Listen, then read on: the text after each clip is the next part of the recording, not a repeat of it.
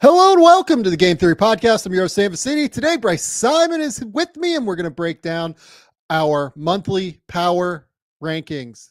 We're going to do this once a month. We're going to have a lot of fun with it like we did last month. And we're going to talk about the Cavs, the Celtics, the Thunder, the Knicks, all the teams that you expect, maybe a couple teams at the bottom that you might not, who knows. But that's our top 10 teams in the NBA right now. And then on top of it, we're going to start with a quick little breakdown of the Zion Williamson situation and where that entirely sits. But first, let's hit the music. They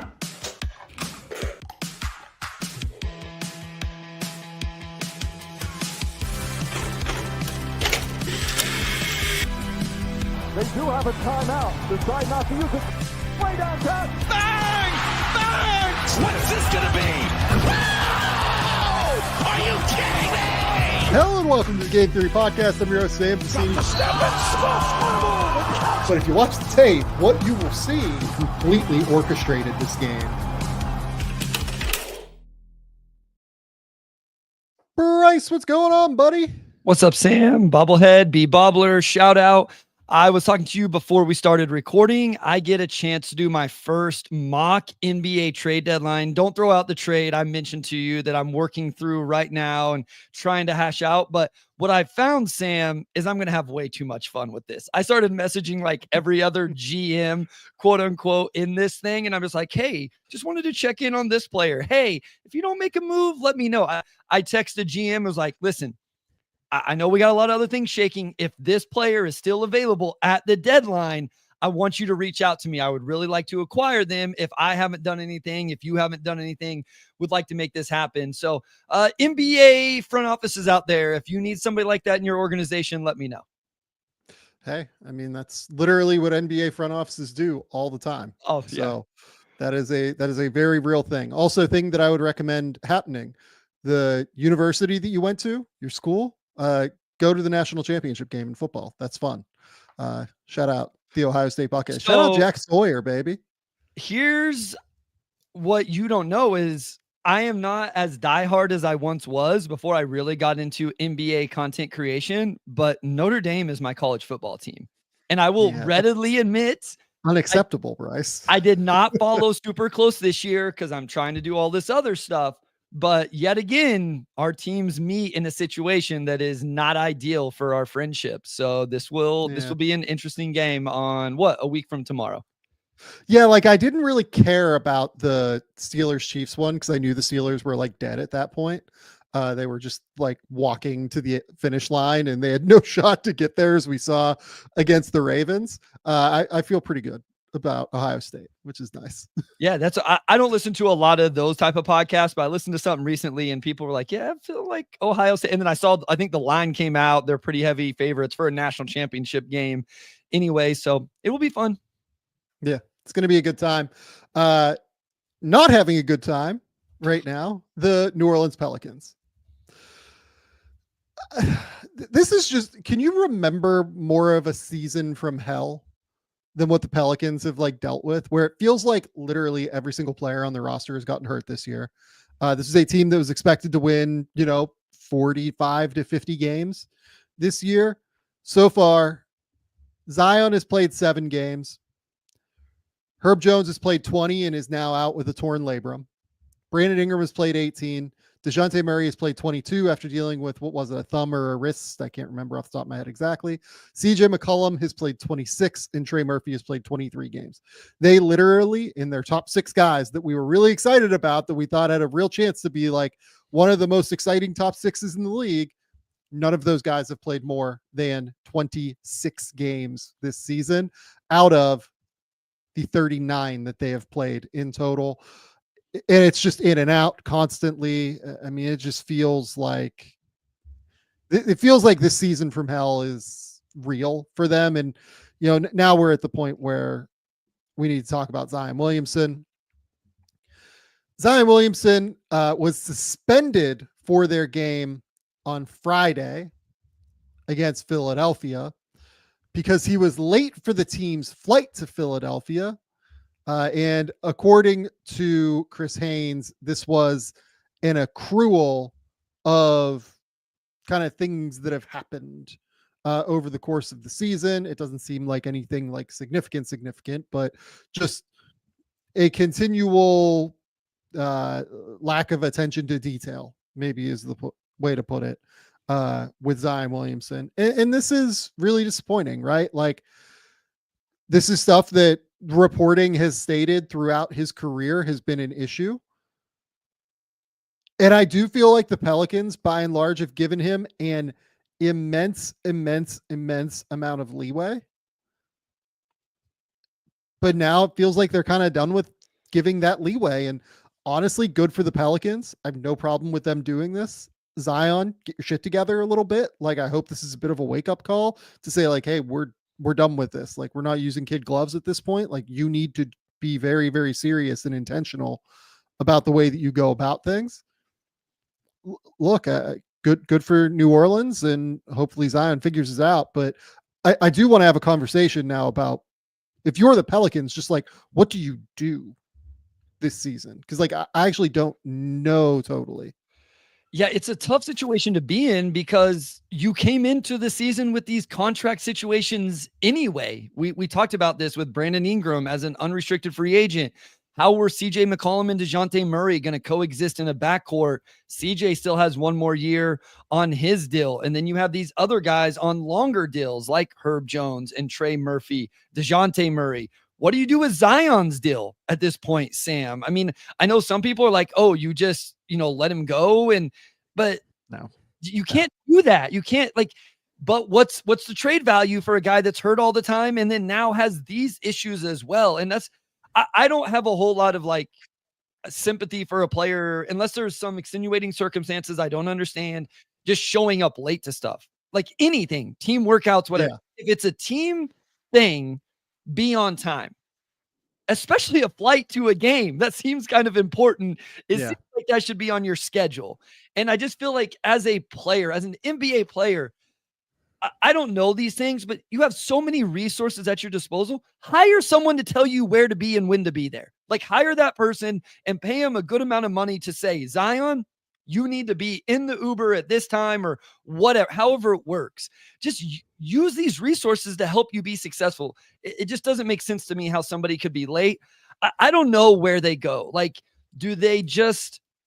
What's the data? We talk all the time about data, right? What is the data they can collect this rest of the season that is important? Like, is it literally just Yves Missi, who's probably first team all rookie right now, like sneaky, really good season for him?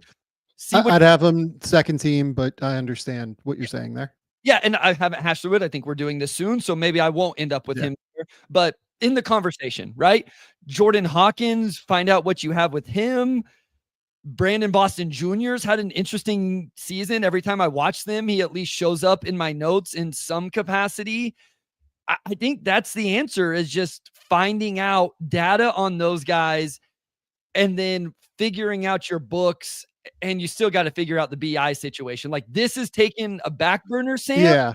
That's got to be the most important thing you figure out in the next 4 weeks is, what is Brandon Ingram? So I think the Ingram one is probably the most pressing one, insofar as there is a real timeline. You do have to figure this out in the next 4 weeks. Zion, in theory, you don't have to figure out that in the next 4 weeks. Like, you can take some time and in the off season figure this out if you want to. But where I'm at with Zion is this: do all of the right things, man. Just stop being late to shit. Take care of your body. From what I know, it seems like he is taking care of his body in the right ways, at least. Like, that's, I hope that that's true. It feels like that's true. Like, according to the reporting, he has he's hit all of his weight things that he has to hit in his contract to this point in order to get the guarantees reinstated within his deal. But at the same token, we are also in a circumstance with Zion now where his contract is non-guaranteed. Like, he does not have a fully guaranteed deal to manage at this point, to have to fall back on. So that in and of itself should be enough of a incentive for him to get very serious about this. And I look, like, to me, this is just non-serious. Like, I'm sorry. Like, being late for a team flight is just non-serious to me. Yep. Figure it out. That's the reality. And with Ingram, like, you do have to figure out what you're going to do. That's the reality of their situation. I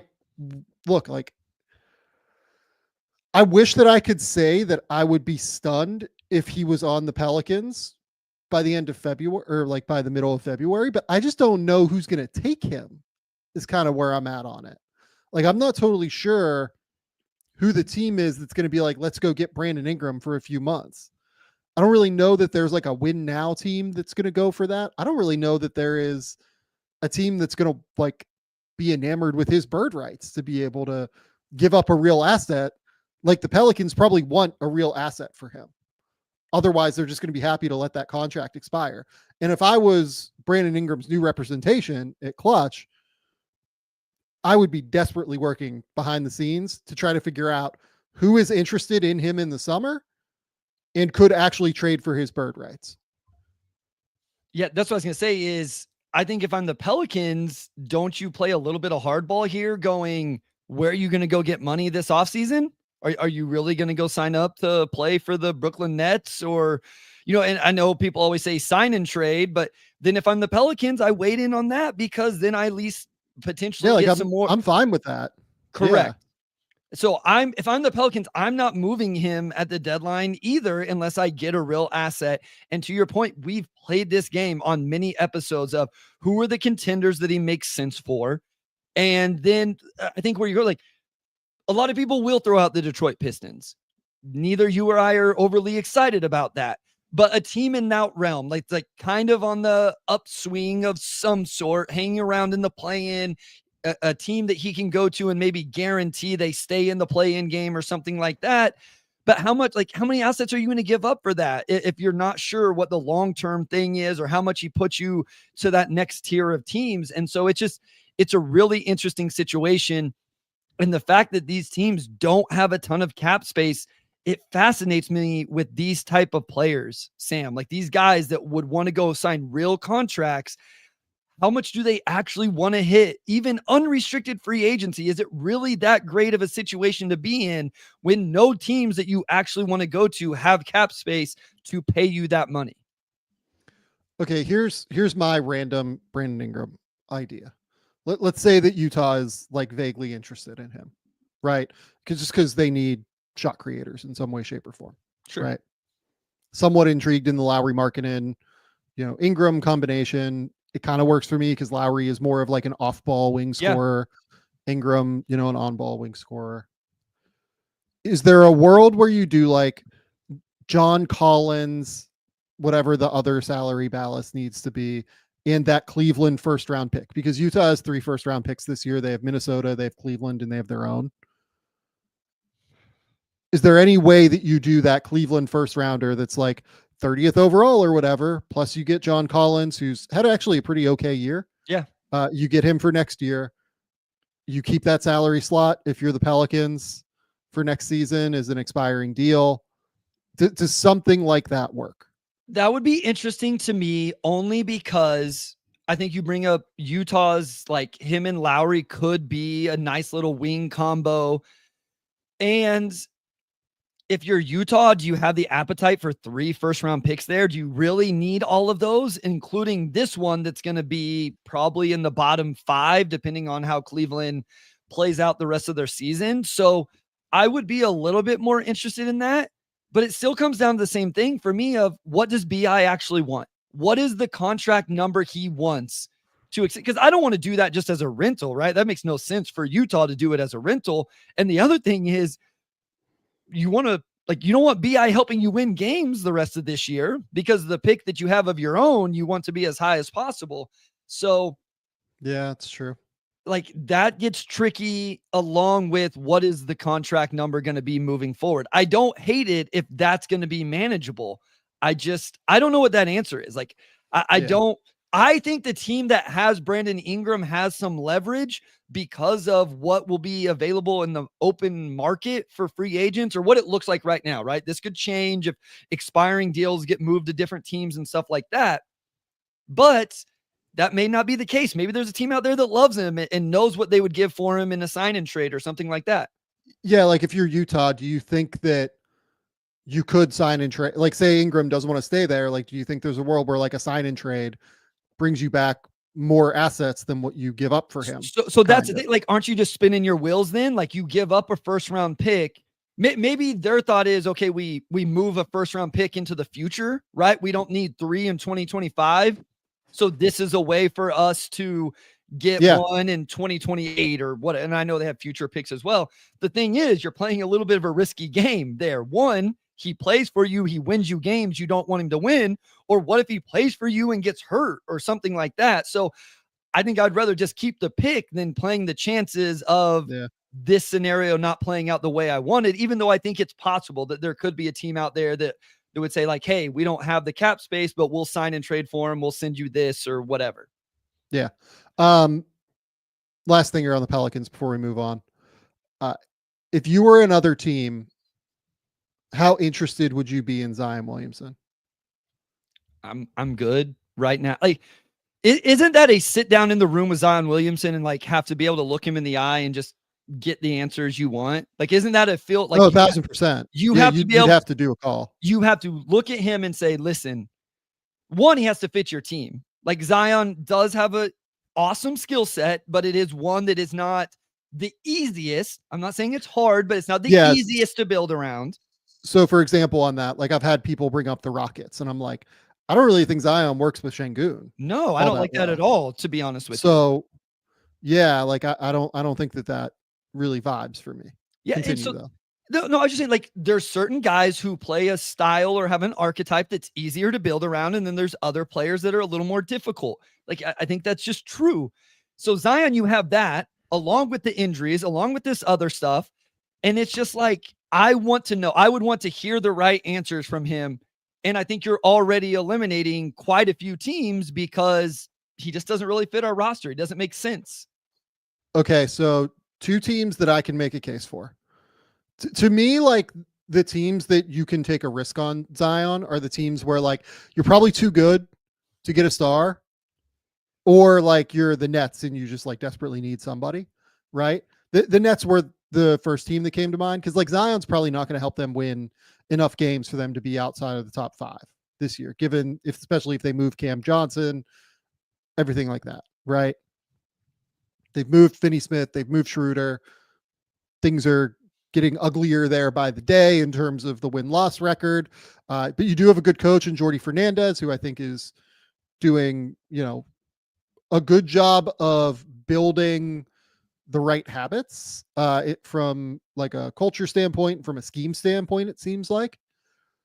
So that could be an interesting fit to me. And he can play on the ball there, which we both think is his best role and something the Brooklyn Nets drastically need. And the Nets have like the expiring Ben Simmons money to be able to move to the Pelicans. So that opens up their cap sheet moving forward. And a couple interesting sinners if they wanted to actually make the move. Correct. The other team is Chicago to me. Like if you're Chicago, just what's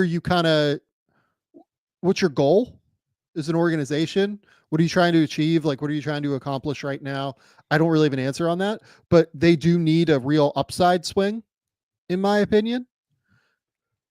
I mean, they'd have no chance to defend anybody if it was Vooch and Zion. Like, that'd be catastrophic. But I wonder if you could come up with a deal that's, Levine for Zion in some way, shape, or form that kind of tracks. But I mean, like the thing with that for Chicago is like, okay, let's say that deal doesn't work. Cool. Then you're like closer to tanking, right? If Zion like misses a bunch of games, you're definitely like full scale tanking at that point. But if Zion is good, like Zion's better than Levine when he's fully healthy, that's a real upgrade for you. I mean, I don't know if I would do that if I was the Pelicans necessarily, but I'm just kind of trying to think of constructions that could theoretically work if the Pelicans are done with Zion. The final kind of random, idea that theoretically makes sense on paper would be the Spurs and putting him next to Wemby. But I don't really think that putting him next to, like, if I'm the Spurs, I'm just not taking on that risk of Victor Wembanyama.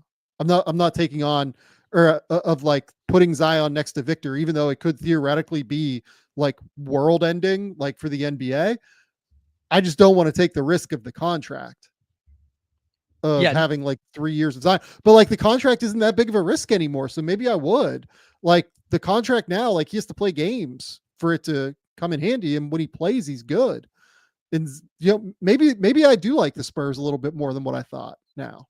Maybe that interests him too, right? Like maybe he goes to San Antonio and playing with a generational player like Victor Wembanyama, maybe that reinvigorates him. Change the scenery changes things for people, right? And maybe that's just where Zion is at in his career at this point, is a change of scenery would do that. Of the ones that you have mentioned, I think that's the one where I'm like, this could be the best for Zion. Like, how could you not be excited about going and playing on the Spurs right now with Victor and what they have going? I just think that would have to reinvigorate or invigorate somebody. The Bulls one is interesting because they shoot a ton of threes. I know he doesn't do that, but they're, second in 3-point attempt rate. They're fifth in 3-point percentage. Now, a lot of that is Zach LaVine, but you would have theoretically a system around that spaces the floor, shoots a lot of threes, bigs that shoot threes, and maybe then that allows him to have space to operate and attack and do all of that. Yeah, listen, I don't know if I would take the gamble if I was San Antonio, but as you mentioned, when you can get out of the contract, that gamble is a little bit less. So then it comes down to what assets are you giving up to acquire him? What then happens to the development of Jeremy Sohan? Like, what do you do with him in this scenario? Like, where is his development and all of that? Does it get stunted in some capacity? So here, I would move him in this deal. Okay. Because already, I don't know how often you've looked at the play-by-play numbers with Sohan and Castle. We might have talked about this recently on the show. I can't remember, but Jeremy Sohan and Steph Castle have not worked at all this year on the court. Not even like a little bit. Like it's been a serious issue for the Spurs, in my opinion, where they've played almost 200 minutes together and they're like a -12 in those minutes. They're just getting destroyed. They have no chance offensively when those two play together. But they're a positive when both of them play separately. So I kind of wonder if, you move Sohan to the Pelicans. Like if I'm the Pelicans, I'm definitely interested in Jeremy Sohan. I think he's a good player. One of these picks that you have, because you have a bunch of extra picks from one from the Kings, one from, you still have picks coming from Atlanta for DeJounte Murray, Minnesota for the trade this year. Yep, that's right. You have the Dillingham pick as well. You have, I think, a Boston pick coming for Derek White, if I remember correctly. Like that, you just have a lot of things down the pipeline here that you could do. I don't know. This doesn't feel. That's actually more interesting than what I thought, I guess, is the Spurs, because they're able to take the risk and still have all of the assets. And if it works, you probably win a title with Zion and Wemby. Yeah, listen, I think the thing with Zion at this point is just, it's the idea, it's the what it could be. There's so much of that. And I just, my belief that we're ever going to see the realized version continues to go down and down. And nothing this season has. You remember when we did the 24 under 24 and it was like, this guy's really hard to rank because talent wise, it's unbelievable. But how do you factor in injuries and games played and everything else? And it's just, I feel like at a certain point, it just is what it is. And you have to stop hoping that it is anything different, which does stink, right? Because he's an incredible talent that's fun to watch play basketball when he's on the court. But it just doesn't happen enough. And asking a team to take that risk is scary. Yeah, no, I agree. Okay. That's enough of Zion. Look, if I'm the Pelicans, I think I probably, unless I get a real serious offer from a team, I'm definitely keeping Zion. like 100%. I'm letting this play out, letting him get some positive games underneath his belt, and then seeing where this goes. Okay. Before we get to power rankings, we want to shout out our good friends over at PrizePicks. PrizePicks is the best place to get real money sports action. With over 10 million members and billions of dollars in awarded winnings, PrizePicks has made daily fantasy sports accessible to all. We love PrizePicks here at Game Theory because of how easy they make it to get that real money sports action. Look, we're in the middle of what used to be called Super Wild Card Round. Why is this no longer called Super Wild Card Round, Bryce? It's driving me insane. Why was it ever called Super Wild Card Weekend? Why wasn't it always just called Wild Card? I don't know. I don't know why. But why would you take the Super away from us? Is my question. I don't know. I prefer it. I prefer to think of things as super, as a generally positive person. But look, you have plenty of options. The Rams play tomorrow night. If you think the Puka Nacua is going to go absolutely crazy, you can absolutely pick over on his yardage total and make your picks in less than 60 seconds and turn your sports opinions into real money all season long over on PrizePicks. Download the app today and use the code Game Theory to get $50 instantly after you play your first $5 lineup. Download the app today and use the code Game Theory to get $50 instantly after you play your first $5 lineup. PrizePicks, run your game. Okay, Bryce, it's time for power rankings. Yes, sir. This time, I think we only had 11 or 12 teams actually get votes. Yeah. Between you, Andrew, and I. For people who don't know, I have Bryce and GMAC send off a list of rankings. 1 to 10. We average all of the numbers together between the three of us, and that is the ranking list. Pretty similar lists this time, I would argue. I mean, I feel like the top 3 was the same. I feel like 4 through 6 were the same teams, maybe in like very minuscule different orders. No, that's and then right. 7 through 10, like you had one team that I didn't, and vice versa, and all of that. But some of it had to do with like, okay, this team has injuries right now, so how exactly are we? And for the record, like this isn't projections. This is kind of what we feel about them right now. 2 teams were really hard with that because of the injury situation. And we've seen them with these guys, but they don't necessarily have them right now. Or in one team's case, one of the 2 is back. So that's what I think it would be even cleaner cut if the injury situation for some of those last 4 teams wasn't such a big deal. Yeah. Okay. You ready to start? Yep. Number 10, the Orlando Magic. Yep. Orlando is a team that I really struggled to rank, if only because I really love this team. Same. I thoroughly enjoy watching them. I love how tough they are. I love how physical they are. They are super just enjoyable to watch in terms of their togetherness, especially on defense. This is the second best defense in the league, 107.2 defensive rating. They have the 27th ranked offense in the league, but they do have reinforcements here coming. They have had just a nightmarish run with injuries, it feels like. Gary Harris is dealing with a hamstring injury. KCP, as we talk, is day-to-day with a knee injury. Jet Howard has like a little ankle thing that he's dealing with. And then on top of it, Mo Wagner is out for the year. Franz Wagner has a torn right oblique and is out for some amount of time, like what feels like a fairly considerable amount of time. And then Jalen Suggs now is dealing with like back spasms or like some sort of back injury that we don't really know what's going on there. And then they finally just got Paulo back, who had his debut, had 34 points, was absolutely awesome. He was. He was so good. So good in this game against Milwaukee. Like, it was super fun to see him get back on the court. I mean, look, where are you at in the grand scheme of things with Orlando right now? I think that if they were fully healthy, I would have them much higher. It's just like they're not fully healthy. So what do we do with them?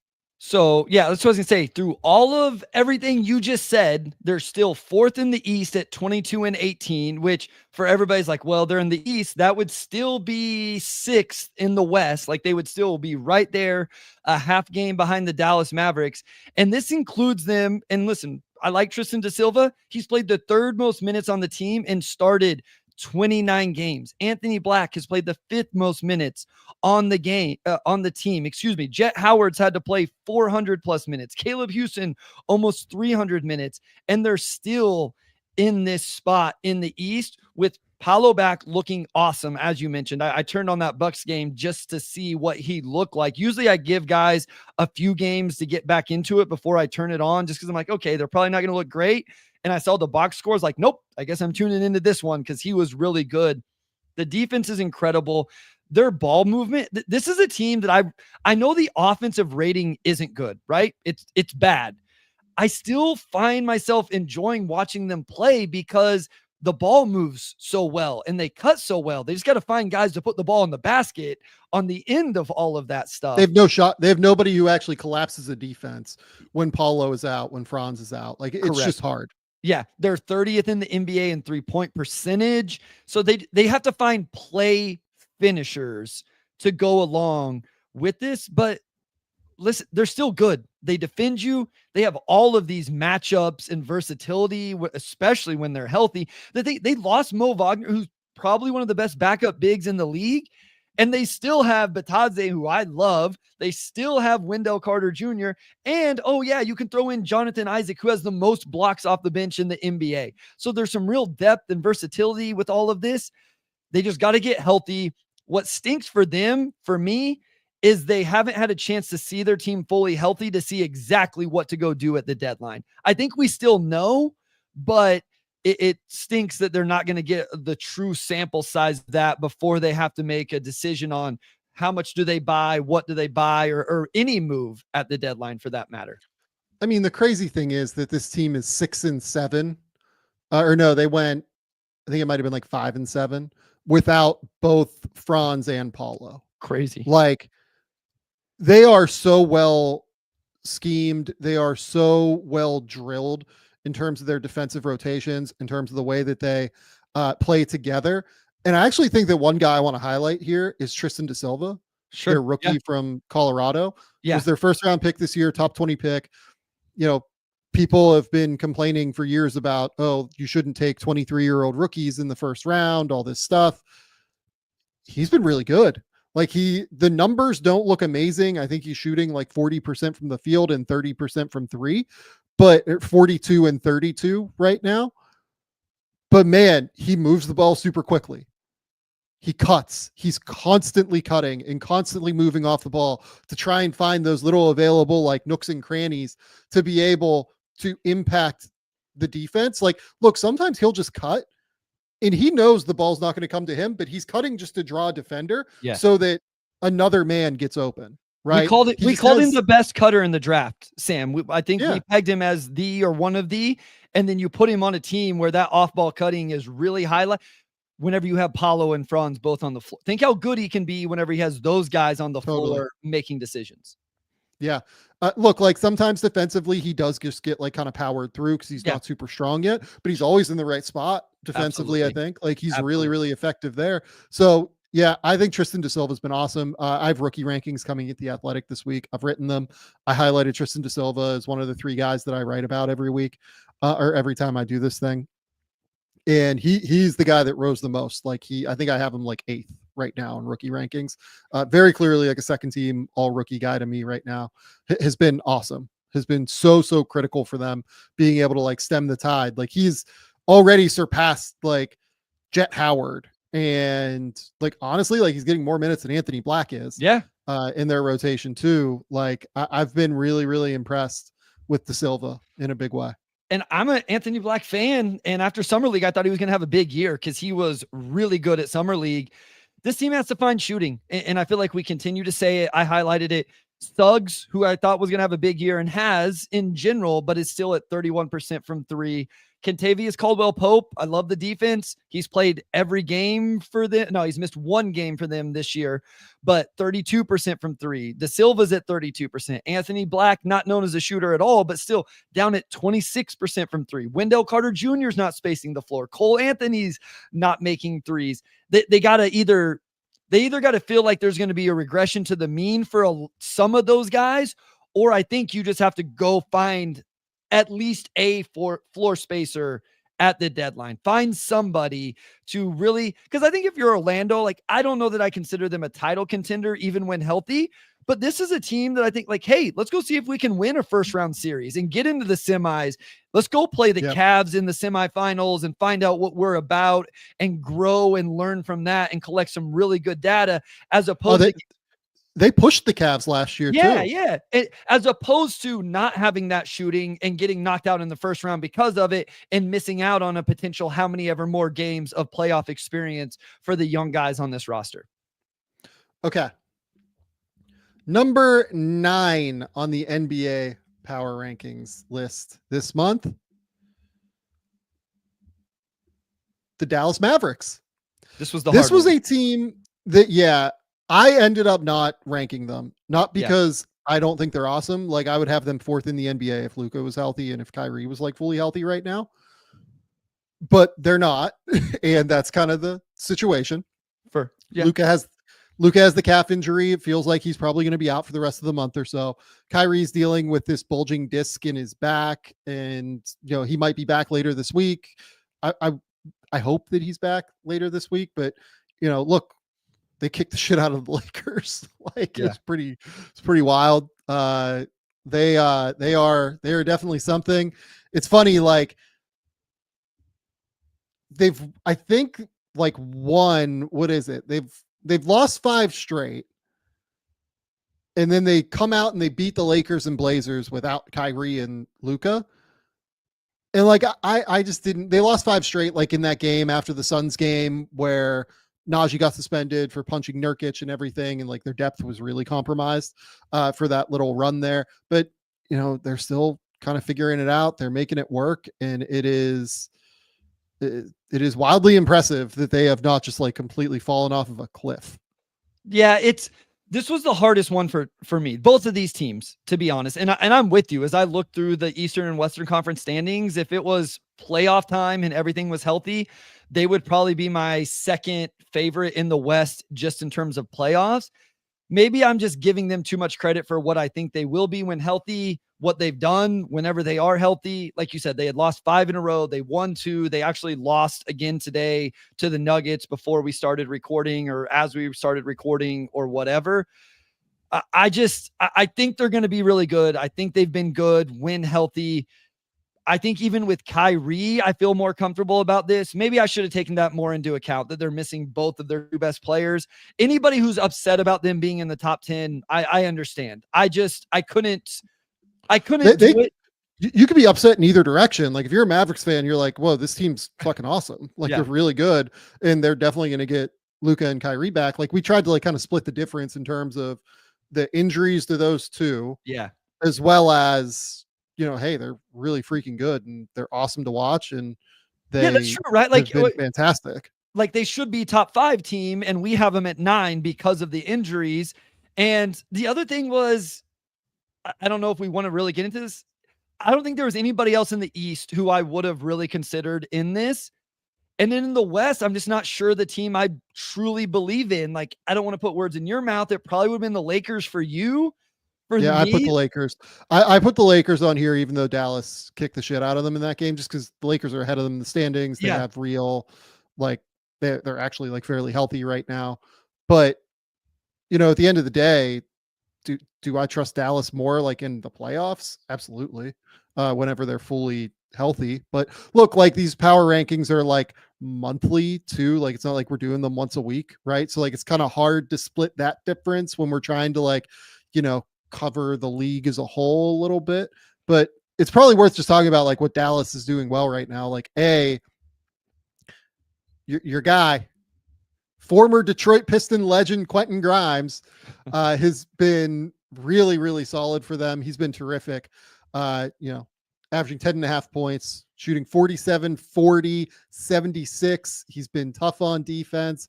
I feel like he's kind of taken on a little bit more of a, pseudo playmaking role over the last little while. He's been in double figures in a majority of his last 13 games. I think 10 or 11 of his last 13. He's averaging 14, 5, and 3 over that time. He's been really, really huge and just helping them kind of stem this tide a little bit while guys are out.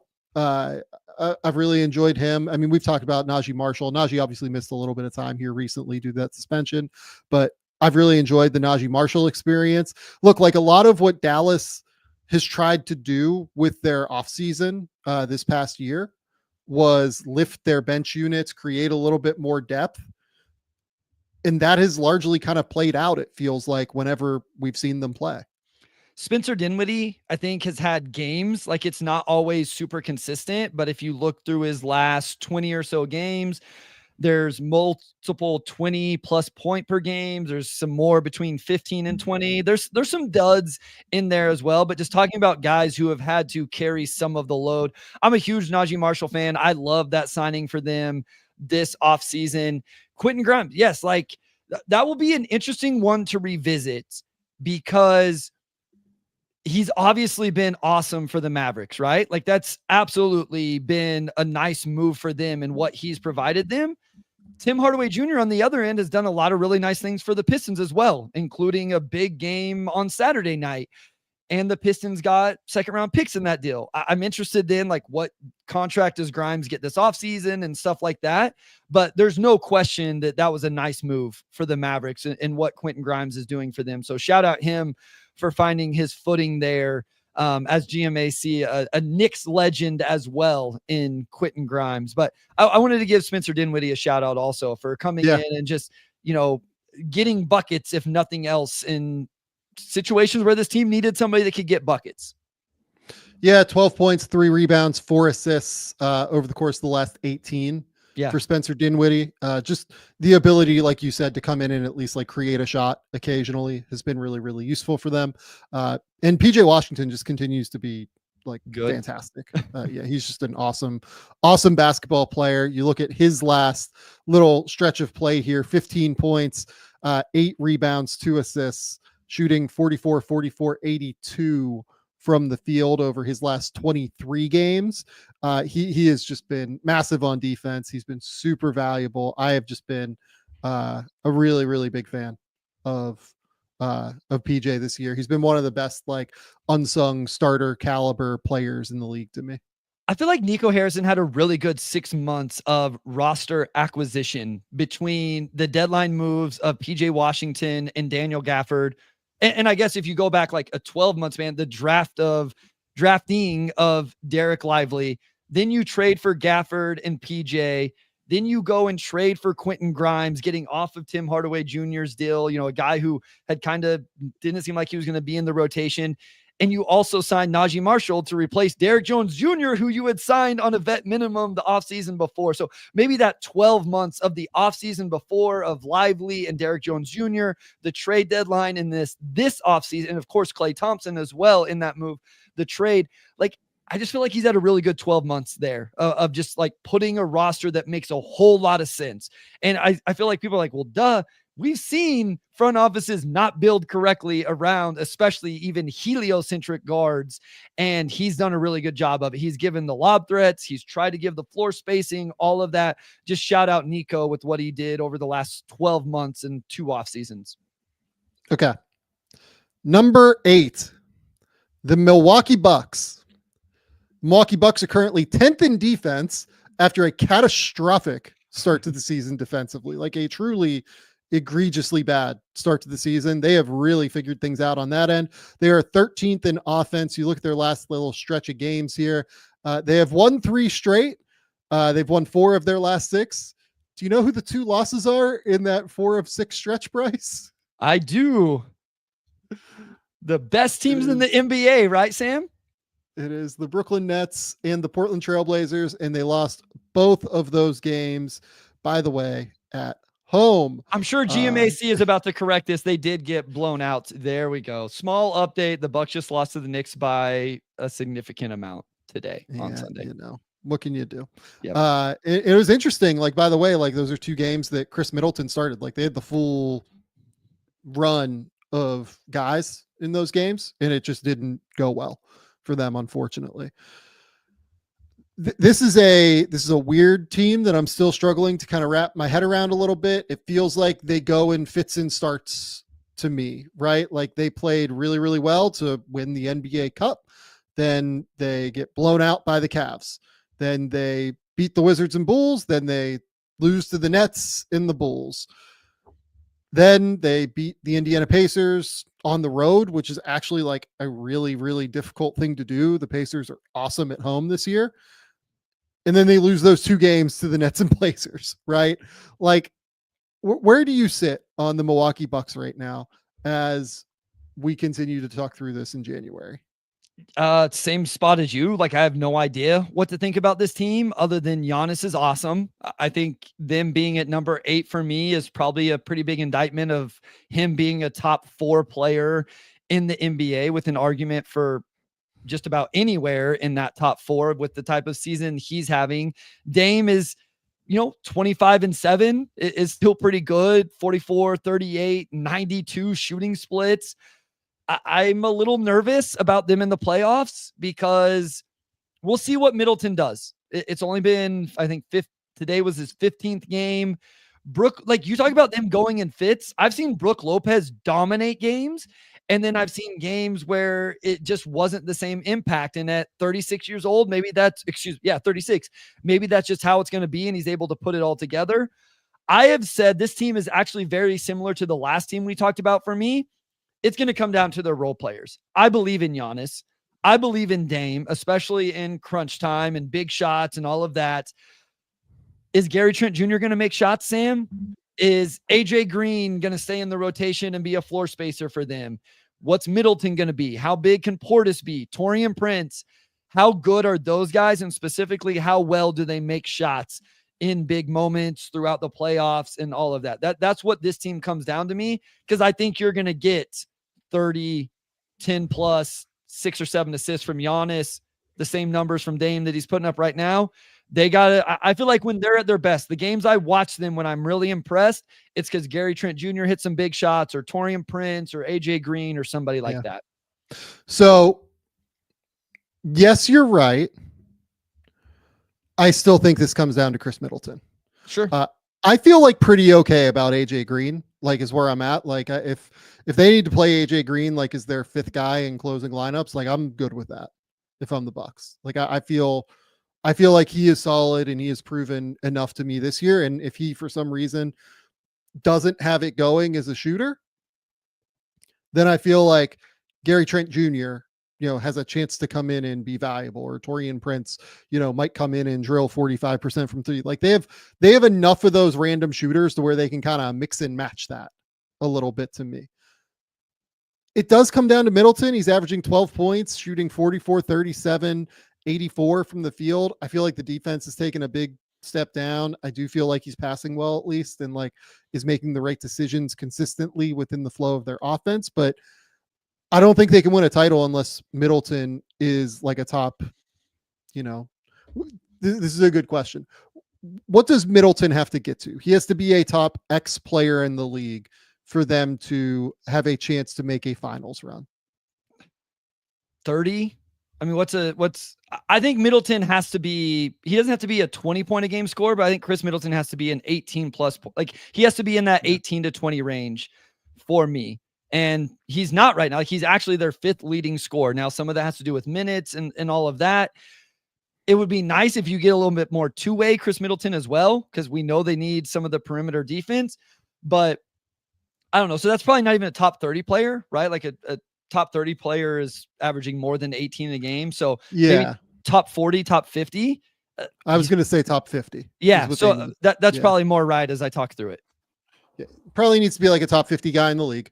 Unless Giannis is going to just go like full supernova, which is very plausible. I will say like Damian Lillard has been fantastic this season. Like he is probably not quite an all NBA guy to me right now, but is in the conversation at least. Certainly is in that mix to be one of the best guards in the league. One of the most effective ones. I know that the field goal percentage doesn't look great, but between the fouls that he's drawing, between the 3-point volume, like he's been an efficient player overall this season. Like his true shooting percentage is basically the same as Giannis's right now. I'm fascinated to see what the Bucks do. is kind of where I'm just genuinely interested to watch the Bucks the rest of the year, because I do feel like they continue to make strides. And those two, particularly Giannis and Dame, continue to figure out how to play with one another more and more every single game. Yeah, their empty side ball screen stuff is going to be tough for teams to guard, and I feel like that's a button you can push about as much as you want. I also really like in early transition, they can set these middle ball screens with Giannis or Brook Lopez, and Dame is so elite shooting off the dribble that's hard to guard. And then they do some fun stuff with step up flat ball screens for Giannis when it's in the middle of the court. They just have some buttons that are really interesting to push that can really cause defenses problems, especially when Lopez is spacing the floor and all of that. I still worry a lot about the defense, but Giannis and Lopez can still really protect the rim, and that can make up for a lot of mistakes on the perimeter. It'd just be nice if they could find one guy they can really trust. And I know they had been, they've been starting Andre Jackson Jr. But you just look at the minutes and it doesn't seem like they always really trust him in that way. It's like, hey, we'll start you. You can guard the other team's best player for a while, and then they kind of go away from it. So it'll be interesting. I'm interested to track his minutes and how much they continue to kind of trust him and rely on him. Okay. Number 7, the Denver Nuggets. The Denver Nuggets have Nikola Jokic, who honestly would probably still be my pick for best player in the world. Like, I think that Shea is, we'll talk about awards. We're doing awards later this week, midseason awards, because we're at that point in the season where teams are starting to get to 41 games. Like Shea, we'll talk about later on when we get to Oklahoma City, but would probably have my MVP vote right now. I have to dig deeper into it a little bit just to confirm that. But the way Shea has played, he's just been phenomenal. But if I had to win one game, I still think I would take Jokic as the guy. They are currently 4th in offense, 19th in defense. They have a +4 net rating, which is 8th in the NBA. They are 22 and 15. Jokic is averaging 32, 13, and 10. Jokic is shooting 48% from 3 on nearly 5 attempts per game. Everything he's doing just kind of breaks my brain a little bit in terms of his like scoring efficiency on the interior isn't quite as good as what we've seen like previously from him. I would bet that his 2-point percentage overall is probably down a little bit, but he's just still so unbelievable at orchestrating every single thing that Denver does. Like we'll talk about Russ, we'll talk about some of the other guys and like some of the fun stories that Denver has brought to the table this year, but like it just starts with Jokic, and Jokic is incredible. He's awesome, and he has them for a team that we had a lot of questions about coming into the season. He has them top 4 in the West right now, and they're right there. They won a game today. I don't think anybody's going to end up catching the Thunder in the season standings, but they could make a push for a top 2 seed as they go throughout this season. And they haven't even been healthy. Aaron Gordon has missed a bunch of games here recently. Everybody else has stayed fairly healthy. The other 4 starters, and like you said, we'll talk about Russ, but Jokic is incredible. We spent a whole lot of time kind of talking about him whenever him and Wemby had their matchups, what he does, how he orchestrates the offense. I continue to highlight defensively how active he is with his hands and putting in these passing lanes, and how he uses that basketball IQ and awareness and understanding of what offenses want to do to be able to take those things away and be impactful that way while not being the most athletic guy or vertical pop or whatever. I'm not going to say he's the anchor of a defense or something like that, but I always come away impressed with that, because we always can talk about the offense because it's insane. It's incredible. It's so much fun to watch that I don't think we talk a little bit about what he is able to accomplish on the defensive end when he's really locked in. Big thing that I do want to note here is Russell Westbrook, obviously. Oh my gosh. His last 14 games, Russ is averaging 16, 7, and 7.5 with 1.7 steals, shooting 55% from the field. He is been kind of the ideal of what we hoped he would be whenever they decided to sign him in the offseason. what would have been your Russell Westbrook thoughts watching Denver? So I was a little bit more intrigued by this. Around some people like just didn't think it was going to work at all. I understand that. Here's what I think he's been really good compared to what they thought. We talked about it though, Sam. What are they going to do when they're fully healthy? Because even if you just look at the starter versus reserve numbers this season, which is they have the exact same amount of minutes. Actually, he has the exact same amount of minutes as a starter and reserve. His true shooting percentage is 10% less as a reserve. The offense, like the ratings, obviously the plus minus, but points are down, rebounds are down, assists are down. Like everything is way down when he comes off the bench. Now, part of that, of course, is who he's playing with, but it just seems like the most realized version of Russell Westbrook in a Denver Nuggets uniform is playing with Nikola Jokic. And that's everybody, but that wasn't exactly what I envisioned. I kind of thought Russ could be that guy that would like run the second unit and do that. And it doesn't seem as much like that's the best version of him. So how can you kind of change that now that he looks so good? There's real chemistry going both ways between those guys. You know, Russ finding Jokic and Jokic finding Russ. We talked about the on-offs with Jokic and Russ on the Jokic and Wemby discussion that we did last week. When Russ is on the court with Nikola Jokic, and that's been a majority of Russ's minutes to this point this season, about 2/3 of them, they have a plus 13 net rating, which is insane. Like they're completely ridiculous when Russ is on the court with Jokic. When Jokic is on the court without Russ, they still have an 11.4 net rating. So good. When Russ is on the court without Jokic, the Nuggets have a negative 17.2 net rating. There is a 30-point difference in the Nuggets playing efficiency between when Jokic is on the court with Russ and when Jokic is not on the court with Russ. That is an insane difference. And it says to me kind of this is the entire conversation that we've been having about this. Like Jokic has really kind of saved Russ's career here a little bit. Like Russ has been great. And I don't mean to demean anything he's done. Like I think people know that I'm generally like pro Russ by and large, but what Jokic has done here and what the Nuggets have done in order to make Russ an effective player is really high level.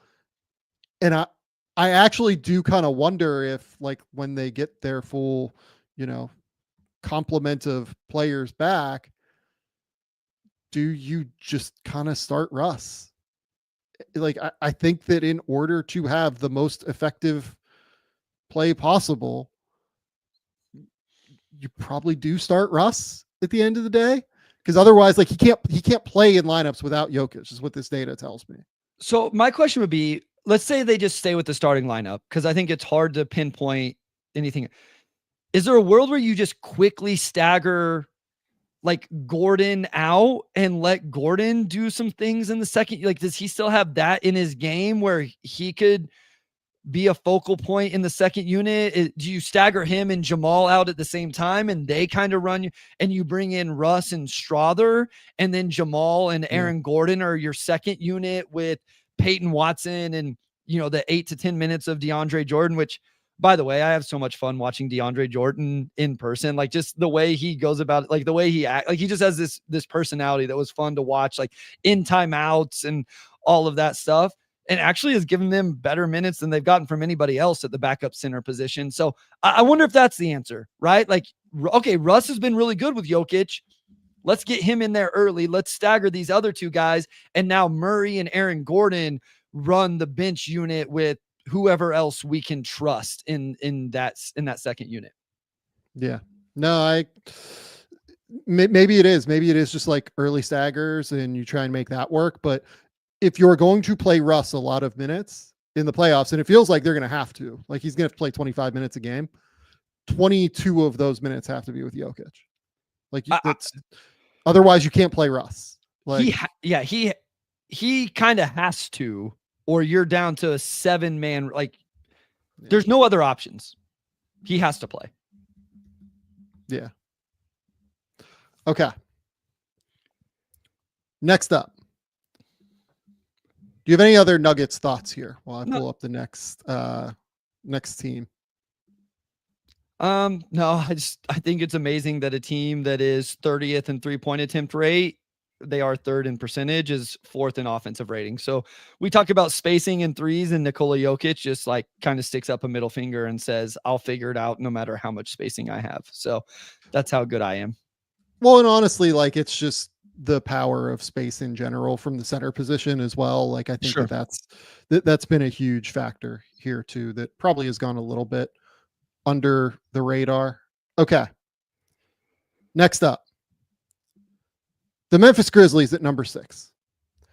The Memphis Grizzlies, another team that has dealt with just like an immense number of injuries. It feels like, I mean, this team is just always hurt every single time that they play. They finally have gotten like a full complement back, like the last few games, like Ja's come back from that shoulder thing, and you know, Desmond Bane, like they're finally kind of getting their full complement of dudes into the lineup, and it's been great. The guy that everything starts and ends with for them though this year has been Jaren Jackson Jr. Yes. Thank you.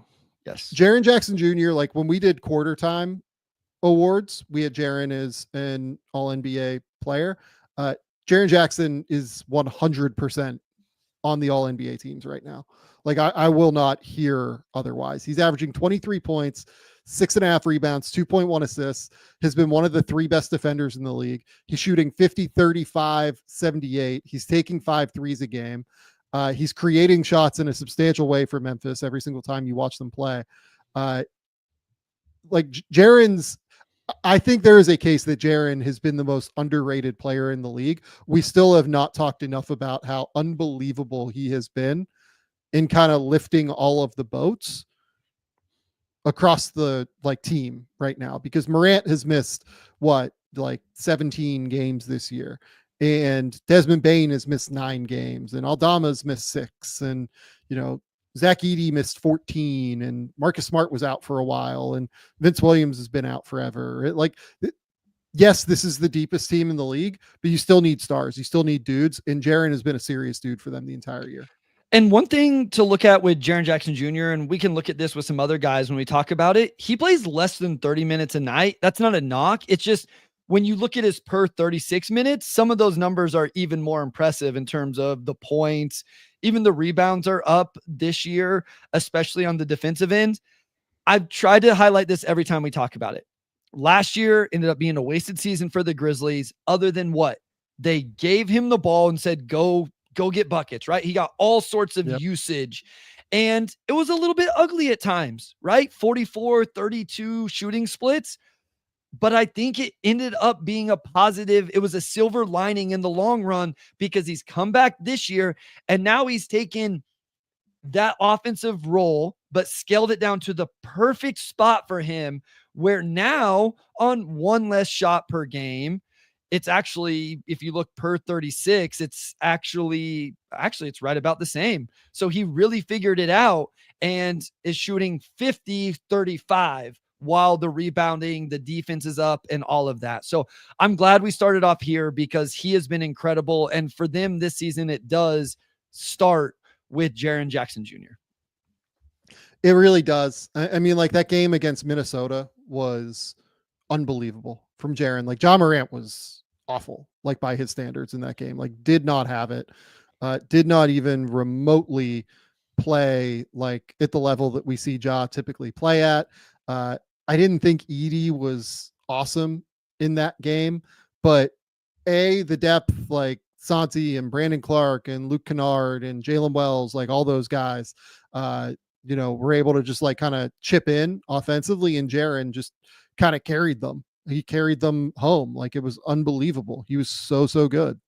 Yeah. And listen, the depth has been awesome. We've talked about it. You mentioned all the names. I'll throw out, you know, Jake LaRavia as well has had a good season. You know, he's shooting 49-43 while averaging 4 rebounds and 3 assists. They just have a lot of options, and this is why this has been a team you've brought up for Jimmy Butler. So it'd be interesting to see what they do at the deadline. I will continue to say, I brought it up. I'm not trying to throw shade at Jalen Wells. He's been absolutely incredible. I'm super thrilled for what he's done to come in as a rookie and start. What has it been? 34 of 39. He's played every game this year and started 34 as a rookie. I still have some worries about the perimeter defense. Who's going to take the primary matchups come the playoffs in the Western Conference when you have to guard SGA, Kyrie, Curry, Ant, even if you got in a Clippers series and had to guard James Harden / Norm Powell, like who's taking those matchups? Love Jalen Wells, but I don't think he's the answer if you actually want to make a deep playoff run in the West. Maybe it's Marcus Smart, right? Like that's a name we haven't mentioned so far. Yeah. But that's a question I have in terms of like title contention type conversation for the Grizzlies. But look, that's probably where they need to be. Like they need to be in that conversation. Like you look at their net rating right now, they're plus 7.5. They're fourth in the league. They are sixth in offense, fourth in defense. Like That's this offensive scheme by Isalo has been fantastic. It's so much fun, Sam. It's so much fun. Super, super fun. And then they defend their balls off. Like they protect the rim. Jaren flies everywhere. Like they're just really, really good. I do think they're probably one perimeter defender and, you know, maybe like a wing shot creator away. But if Jaren takes this leap offensively and continues to do this, like we've seen, they might not be a wing shot creator away. And it might just be that they need that perimeter defender and that'll be it. Yeah, I'm there. Like, tell me who that guy is. If you tell me it's Marcus Smart, then okay. If they go make a move for it. The other thing I want to shout out, we always talk about their offense, which is really, really cool. I watched a Clippers game. I think it was back at the end of December, right around Christmas. Like they were almost playing a triangle and two in that game. And it was just, when I watch an NBA game, it's really cool to see coaches try different things. You know what I mean? Like, it's like sometimes they just play man-to-man the whole game. And I really appreciate coaches that come out in a zone and then maybe they try a 3-2, even though we may not like it. They were essentially full denying Norm Powell and James Harden and telling Derek Jones Jr., Chris Dunn, and Zubac, like, you guys are going to go play 3-on-3. And I was just like, okay, I'm here for it. I don't know how effective it'll be. It's not going to last very long, but I like when coaches try something different. I'm intrigued by that. So wanted to give that shout out as well defensively, along with all the fun stuff they do offensively. Okay. Number 5. The Houston Rockets. I had the Rockets a little bit higher. I had them in number 4. I got overruled on this one, unfortunately. You know, what can you do? But I have really enjoyed the Rockets all season. They are a fantastic, fantastic defensive team. They're third in the league defensively, right around that mark where Orlando is. The big place where I want to start talking, though, is Amen Thompson. Since Jabari Smith's injury, Amen Thompson has entered the starting lineup. And I mean, my God, like even just the last 3 games here, he was not great against Memphis, like in a game that they won, right?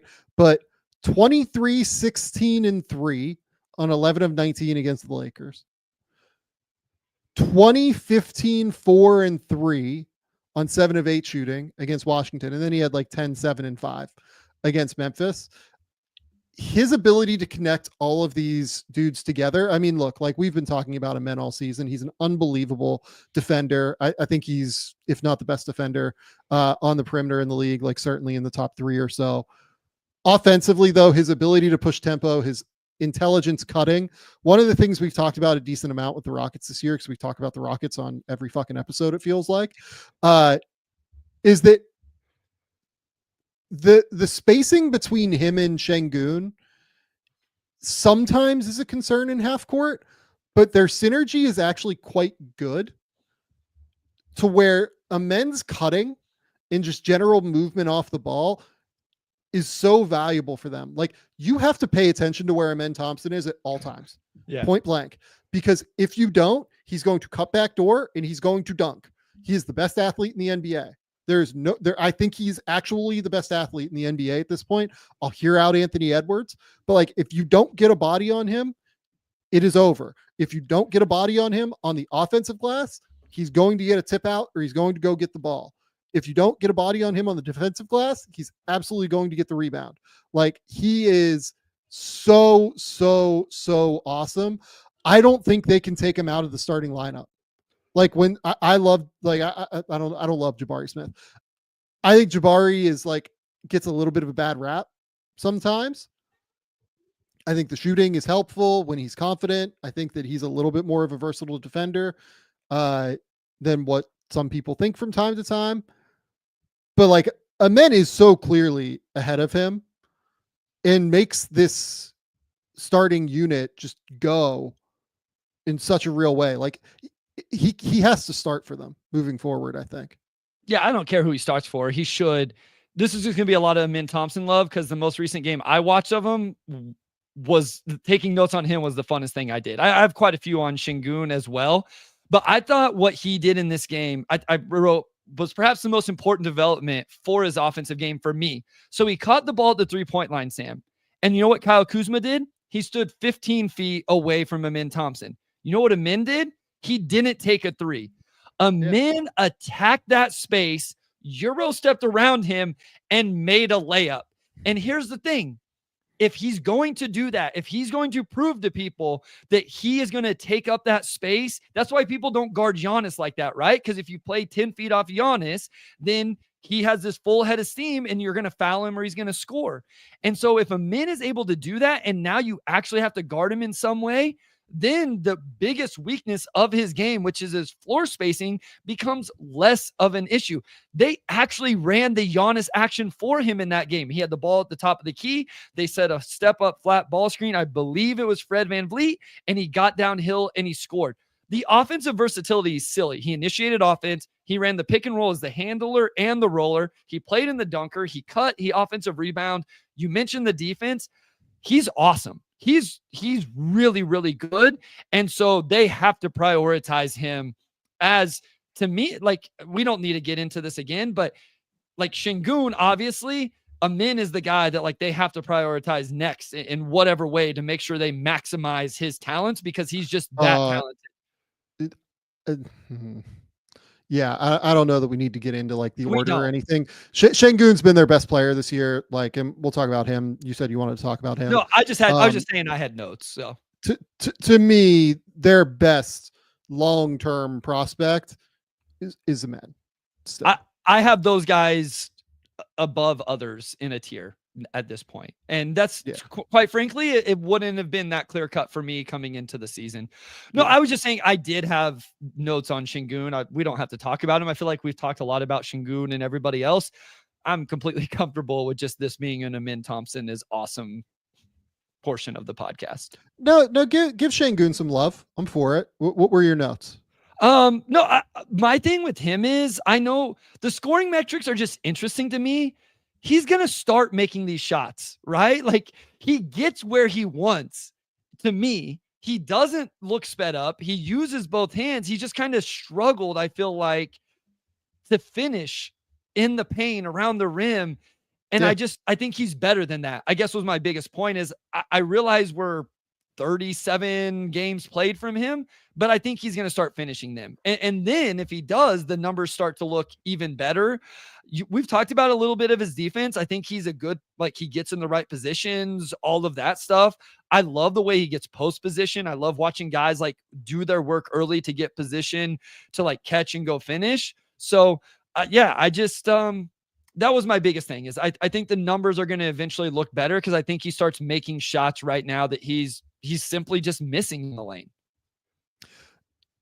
If I'm the Houston front office and somebody called me about Jabari Smith, I think I might be, and I felt a degree of confidence in Tari Eason's injury stuff. Because honestly, like, that's getting weird to me. Like, I would like more information. I'm not saying it's bad. I'm not saying like there's anything going on there. I just want more information on what exactly is going on with Tari's thing.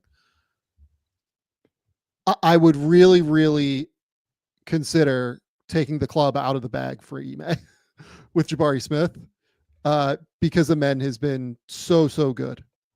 He has been awesome. And if you have a degree of confidence that Tari can come in and like continue to be the Tari that we saw at the start of this year, and you get a good offer for Jabari Smith, or you get like you want to try and make like a real swing at a potential star player, I would very strongly consider that before I have to make a decision on like a Jabari Smith contract, by the way, because I'm sure Jabari is going to want paid this summer because he's extension eligible. It'll be interesting to see how the Rockets handle that. This team all of a sudden has some interesting roster construction decisions coming up, right? You have the Jabari extension, you have Fred with the club option. Those are some interesting things coming up for this team, along with all of the young talent. You still have even, like we did the mock draft and I was like, I don't know who to pick for them. You just take best player available and figure it out from there. So it'll be interesting to see like what this team looks like. For what it's worth, like Jabari, I think would return value. I think there's some teams like that would look at him as a natural 4-man who can space the floor, defend a little bit. There's not a ton of those. They just happen to have the most unique one in the NBA, like one of the most unique ones, at least in the NBA, with a men's skill set. I agree. Okay. Number 4. And we have a special guest coming up here to talk about this one. Here we go. The New York Knicks are number 4. GMAC is going to come up and talk to us about the New York Knicks here. Andrew, hello. Welcome. You're muted, as always. Hi, fellas. How are you? I'm good. Give me some thoughts on the Knicks before Bryce and I share where we're at. So just to clarify, the Knicks did defeat the Milwaukee Bucks at the time of recording. Like just as you guys started, the game went final. It was 140-106, a bit of a bounce back win after an embarrassing loss on Friday. And I think they've had a few ones recently, by the way. Where's the other? Oh, well, so the Magic game on Monday was not their fault though. It was ours. There's a Knicks Film School curse. We do an event every year called Nick KFS at MSG. We've never seen them win there, regardless of the circumstances. The other team could be missing, like put their G League roster out there, and they will still win. Did you just like memory hole the Chicago game? Well, they were second night of a back-to-back where Kobe White hits 9 threes. The NBA happens. Gave up 140 points to Chicago. Second night of a back-to-back where Chicago with the so Chicago's actually they're probably their 2 best offensive games because of the 3-point variance, because they just take a ton, are against the Knicks. But fine, if you want to say that one there too, probably I forgot it. And Chicago's been like respectable this year, to be clear. Like they're 18-20, like they're not catastrophic, especially on offense. Did I remind you? I know the Thunder game happened Friday at the Garden, where a statement was made and maybe more of an indictment of the Knicks happened. The previous Friday, the Knicks had a 14-point lead on the Thunder when the winning streak was at 12 in OKC, and that game went down to the wire. And Tibbs played 5 guys 40 minutes, and then the next night they were in Chicago. So I'm willing to forgive the legs that weren't able to guard the Bulls the next night. Anyway, not an unfair sentiment, to be clear. Thank you. These last 2 games, today against the Bucks and then Friday against the Thunder, I think are actually the microcosm of the season on how to evaluate the Knicks, where they're very clearly a nightmare matchup for some teams in this conference. Yeah. Like the Bucks just should be very afraid.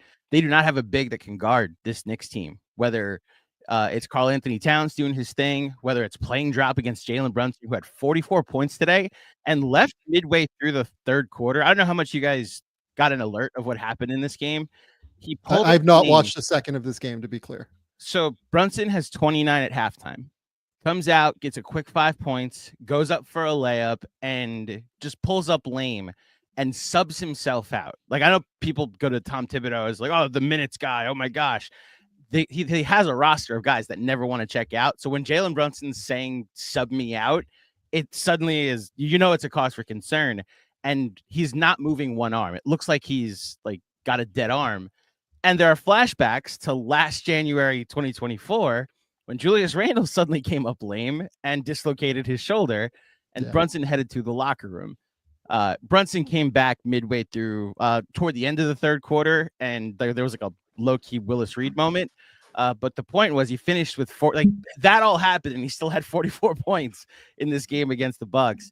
The Knicks will be a nightmare matchup to teams like that.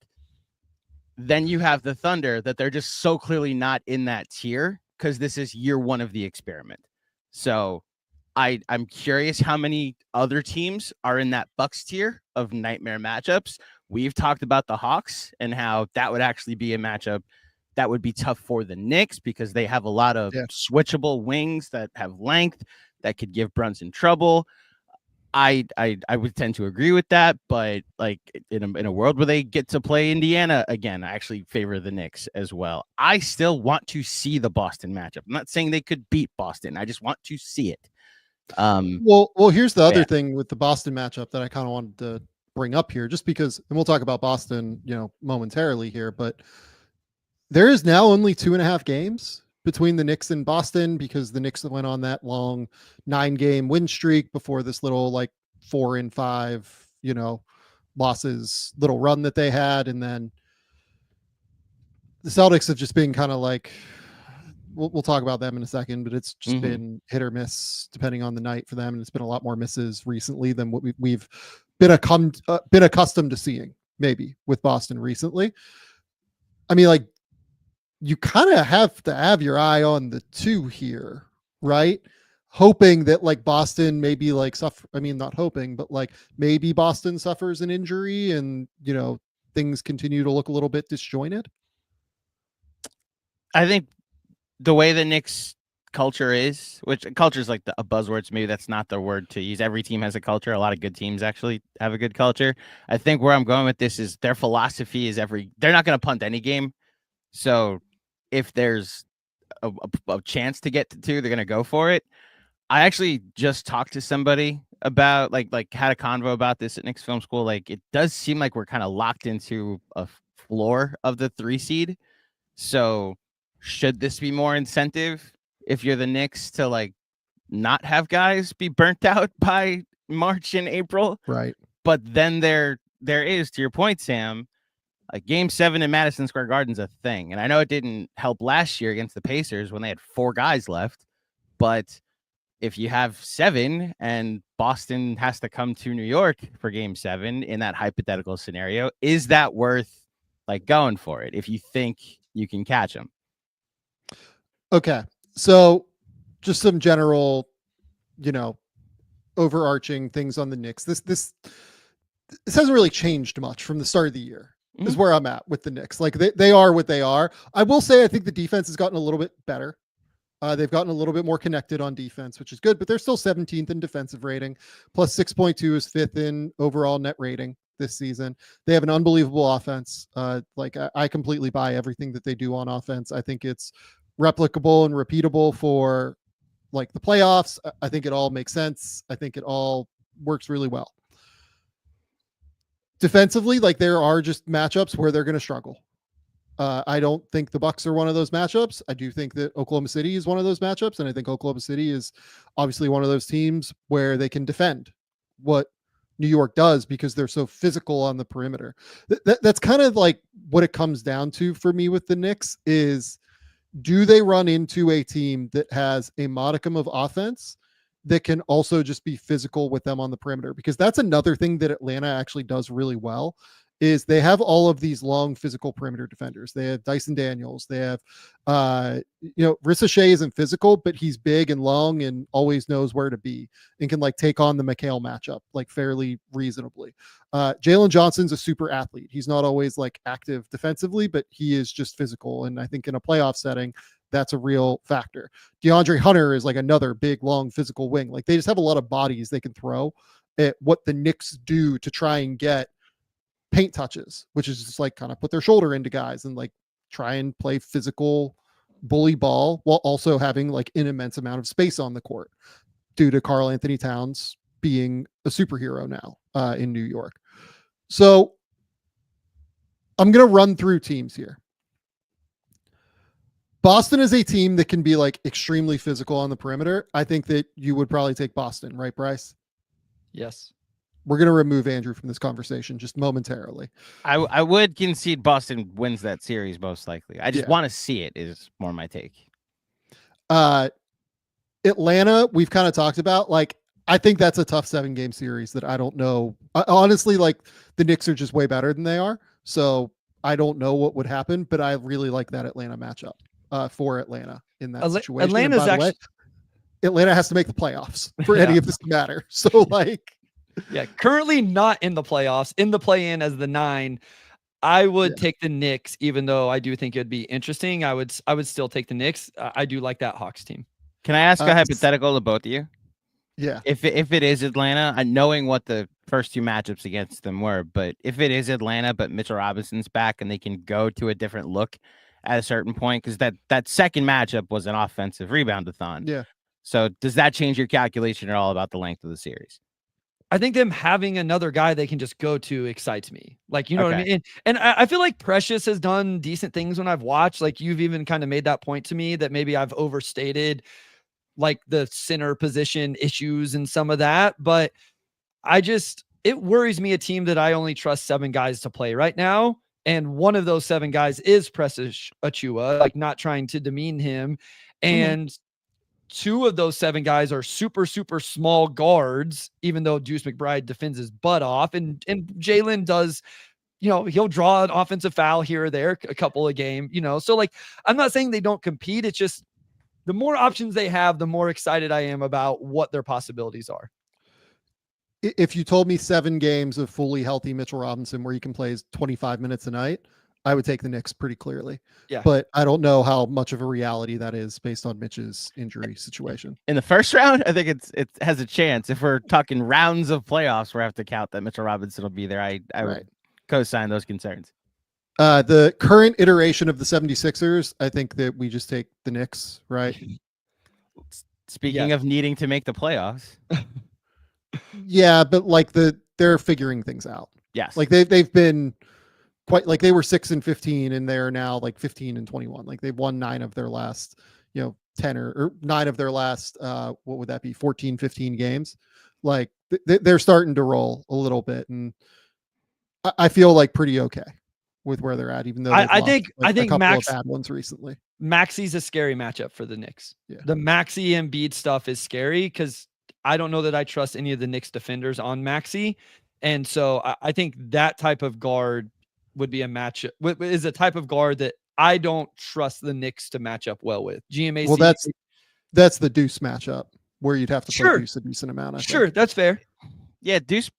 They had Deuce on Maxey in the series last year, and it didn't really deter Maxey from getting 30 a game. That's why it very much comes down to the offensive side of the ball. Can the Knicks still cook against Philly, and even more so than they did last year, because now they can't just solely focus their defense on stopping Brunson. And that's where I would lean that way. Maybe they could wear Embiid out, like having to defend ball screens and then recover to a pick and pop. And then if he gets lazy, now Cat can attack him off the, like maybe you can just wear Embiid out somehow, making him defend all those actions with Cat. And look, I've been making this point as far as Philly's concerned, but it's like an across the conference point of, to bring Mitchell Robinson up again, the best person on the Knicks, best player on the Knicks to defend Mitchell Robinson in that series last year was Mitchell Robinson. Like Hartenstein fouled out of 2 games because he just kept having his hands in the cookie jar, and then and when he would hedge, Embiid would just find a pass back door. Mitch bodied him up, and it's why the injury is so unfortunate that it was caused by like a frustration play by Embiid. And that's why I think if you are able to keep Mitch for that specific break glass in case of emergency situation, you could. I think I would say that either them or the next team I'm going to say are the most likely team to be the 6th seed right now. Miami is the other team. Like Miami's the 6th seed right now. We'll see what happens with Miami. They obviously have some decisions to make coming up here with Jimmy Butler, but Bam Adebayo has been quite, rough this year on offense while still being useful defensively and quite good defensively, honestly. Tyler Hero has been great this year. I think that that's just a Knicks, like the Knicks win that series like quite easily to me. Agreed. I would too, especially the player that would scare me that's currently employed by the Miami Heat in a 7-game series is Jimmy Butler, and he's probably not going to be on the Miami Heat at that point in the series. So seems like that would be possible. We'll see Yeah. what happens with the Jimmy situation. If Jimmy's there, that is a fascinating series to me, but I don't know what to expect there. And then the last team would be Orlando. And that to me is just like a 7-game, like knockdown, drag out, like probably the Knicks win because they just have more shot creation, but multiple games where the winner has probably like under 105 points, maybe not under 100 points, but just the way that Orlando defends, I think, with their physicality bodes well with being able to slow down a lot of what the Knicks do. Yeah, I'm with that. Yeah. Magic have all my respect, especially after what I watched on Monday without Franz, without Paolo, without Suggs. No Cat, but still, the Knicks should have had enough to win that game. And what Mosley's doing with that roster, I'm just not counting out that team in a 7-game series. It's going to be a pain to get through. Yeah, I mean they've played them twice now in the last 3 weeks or whatever, and here's 108. Because of the in-season tournament, the NBA Cup, let's call it correctly. They played the Magic 4 times in a calendar month.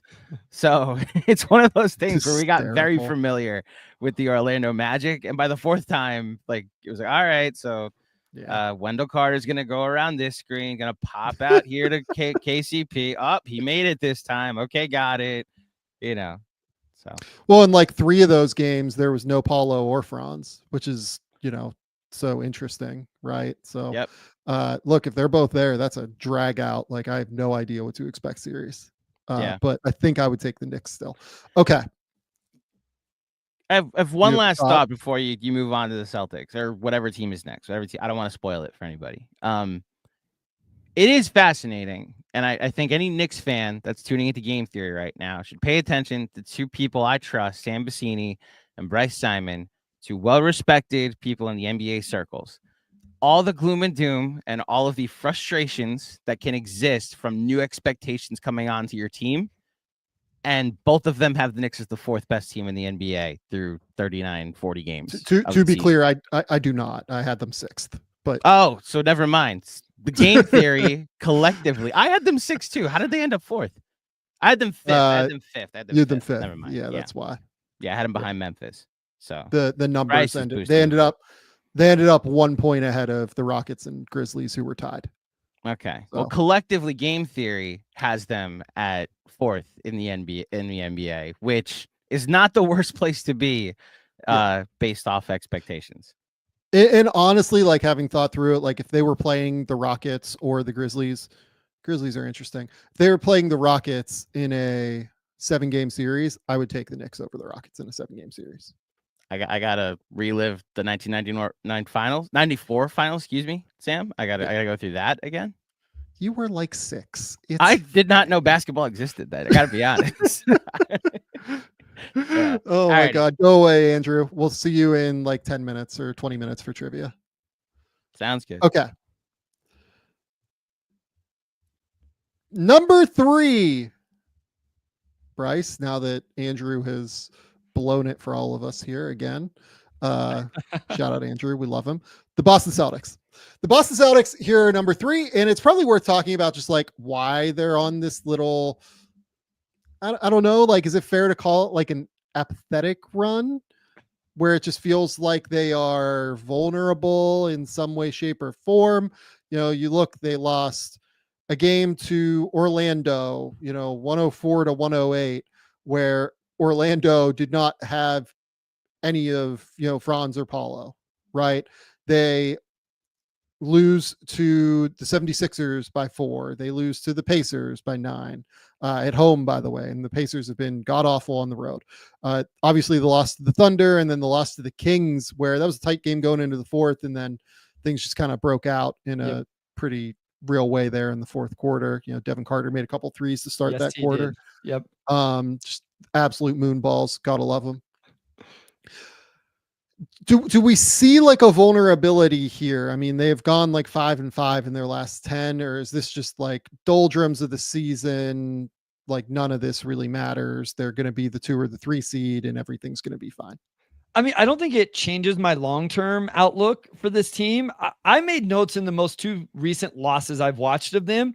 They actually had a chance to put these games away in the third quarter and didn't capitalize. Like they weren't able to finish the extended run in the third where they're up by 8 or 10 and then they hit back-to-back threes. Like one of the really both of the teams we're going to finish off with. It's no secret. Those teams have done it. Like we've seen them recently go on runs that were just like, they just an onslaught, an avalanche, and that puts the other team away.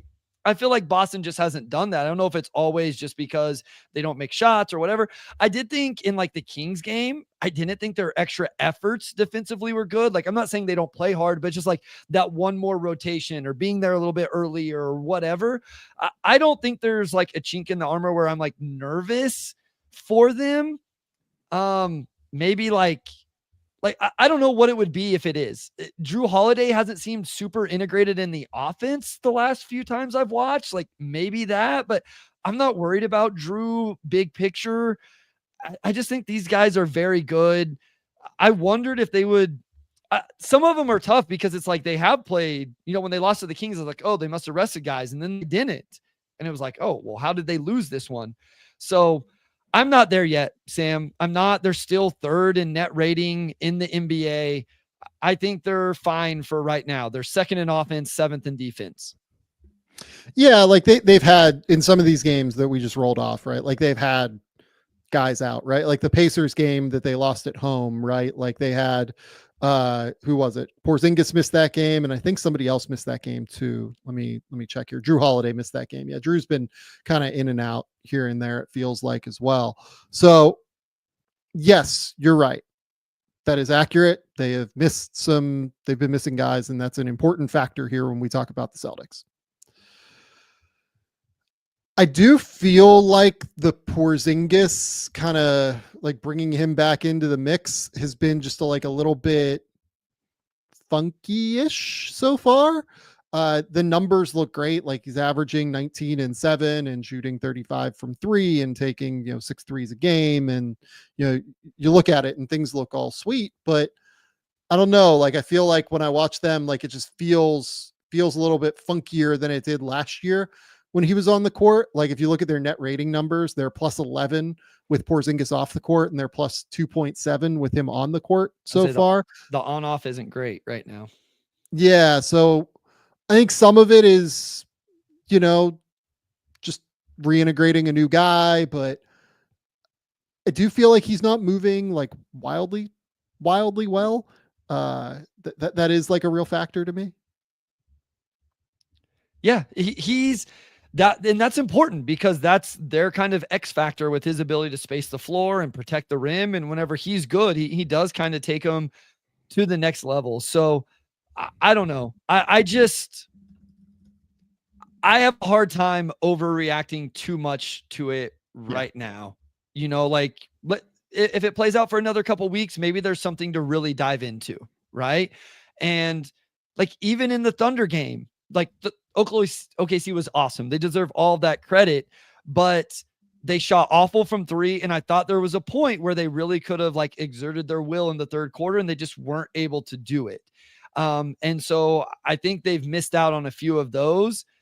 And so I want to see that. I wonder, a team coming off a championship, now you're in the middle of the season and all of that. I do wonder if the defensive energy is just a tick lower, guarding at the point of the attack, making the rotations, all of those things. And missing Drew affects that too. Sure. Like Drew being in and out a little bit definitely impacts their defensive intensity in a big way because he's so physical at the point of attack. Yeah. He's always a guy that I don't know that he gets plenty of defensive credit, but he's really important to what they do because he has a versatility with the matchups he can take. So yeah, I know I've said it multiple times now. I'm not worried about it.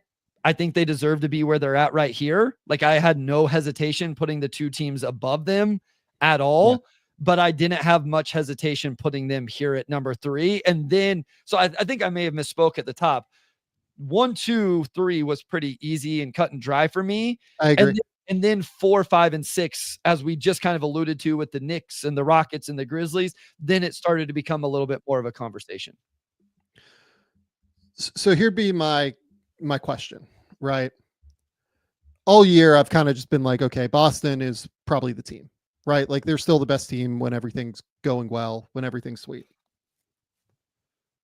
Has that changed for you at all based off of what you've seen? My confidence is less. Some of that, a smidge of that is how they have played. The majority of that is because of the two teams we're about to talk about and how impressive they have been. I would say I still feel pretty good about Boston in a Cavaliers series. Like I just do, right? I think that they are, I think the matchups, particularly with them being able to throw multiple bodies at Darius Garland and Donovan Mitchell and being able to cause problems for Garland in on the defensive side of the court, like that's absolutely a real thing to me. But what I would be worried about is an Oklahoma City matchup where Oklahoma City can just be really physical. They can go big and small with these guys. And then it just turns into like a Shea versus Jason, like firefight almost. And like, I don't know who wins that one. And I think, honestly, I trust Oklahoma City's defense more as a team and as a whole and being able to slow down Jason more than I trust the team defense of Boston right now to be able to slow down Shea. I mean, that defense is sick, as we're about to talk about. Let me ask you something, Sam. So right now, the Celtics are on a 58 win pace still. They've been unbelievable. Plus 9.7. I guess I'm not going to ask you something. I'm just going to say stats at you. So sorry.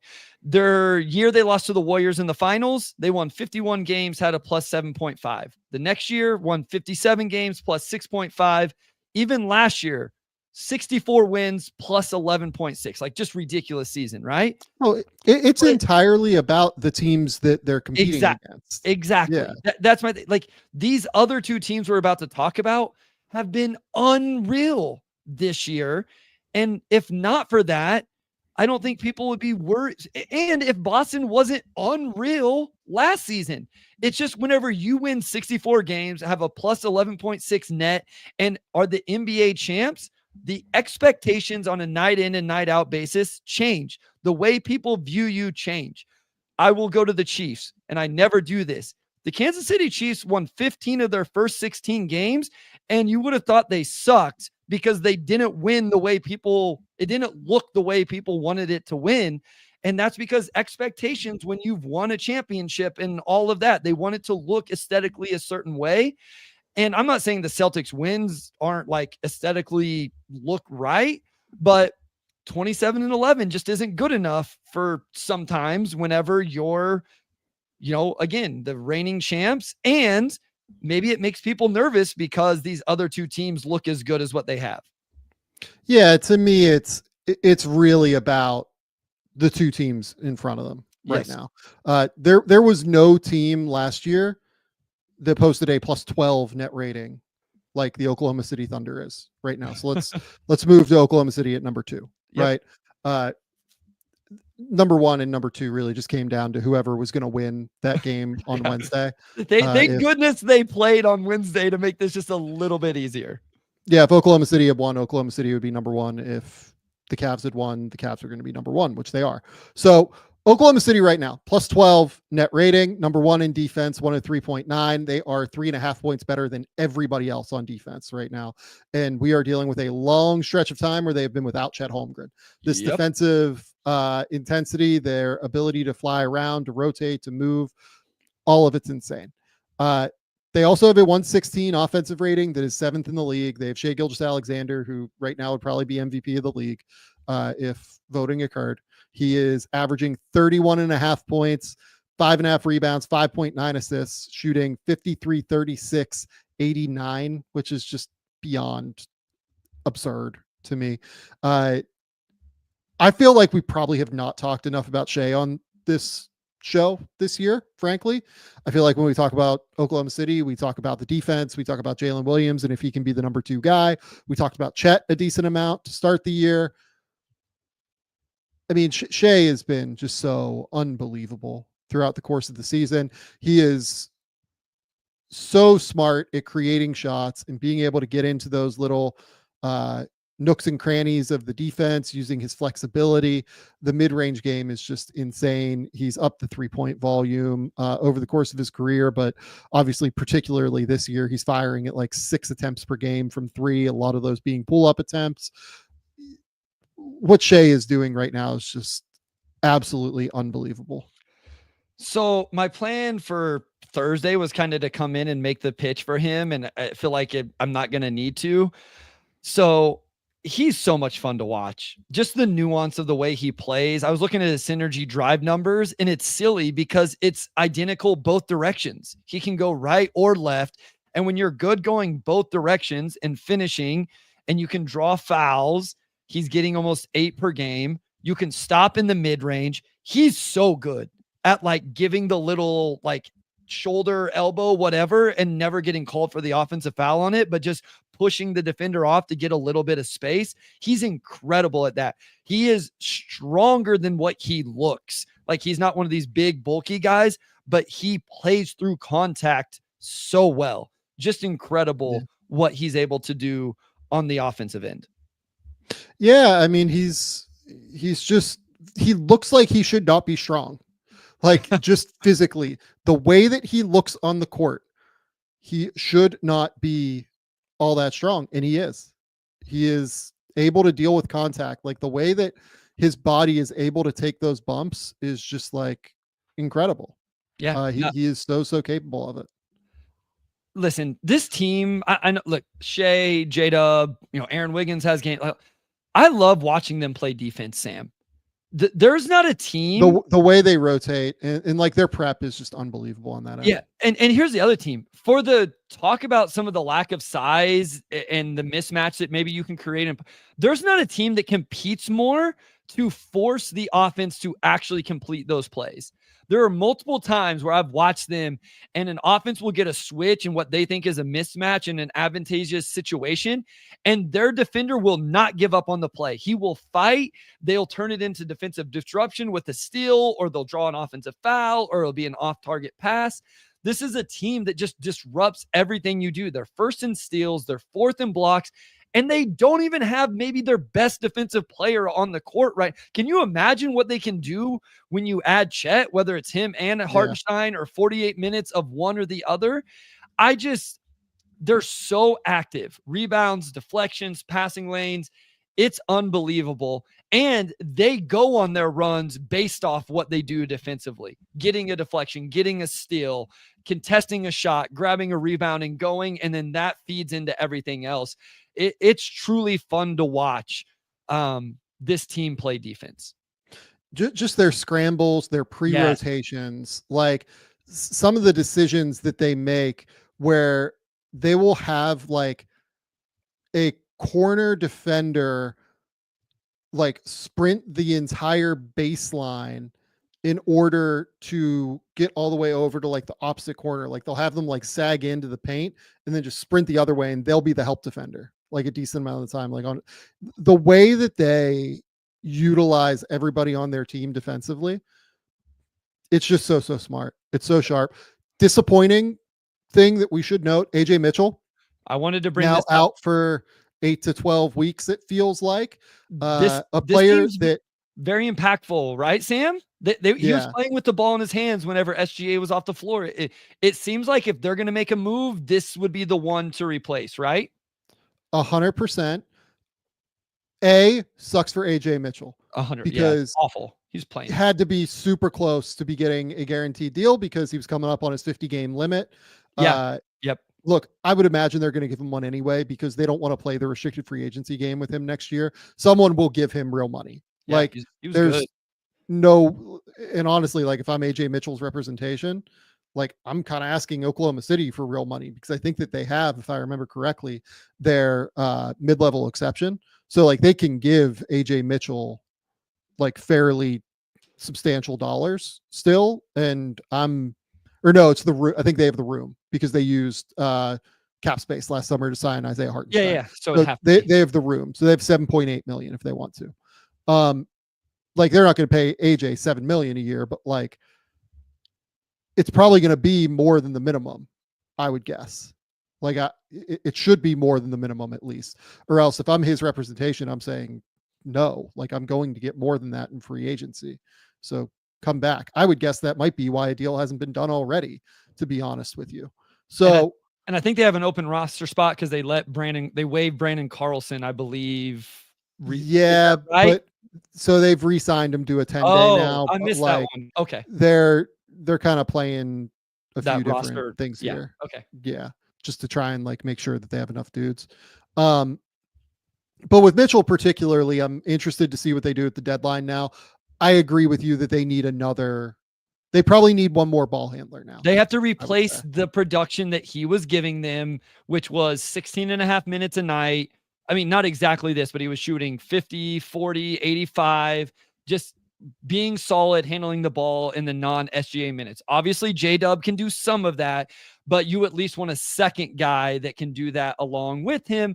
And, as much as I love Aaron Wiggins and Isaiah Joe and those guys aren't the ones that are going to do it. So I think it seems to make sense that they would, with the plethora of options they have in terms of draft capital, they could go out and whoever that guy is somebody that they could acquire.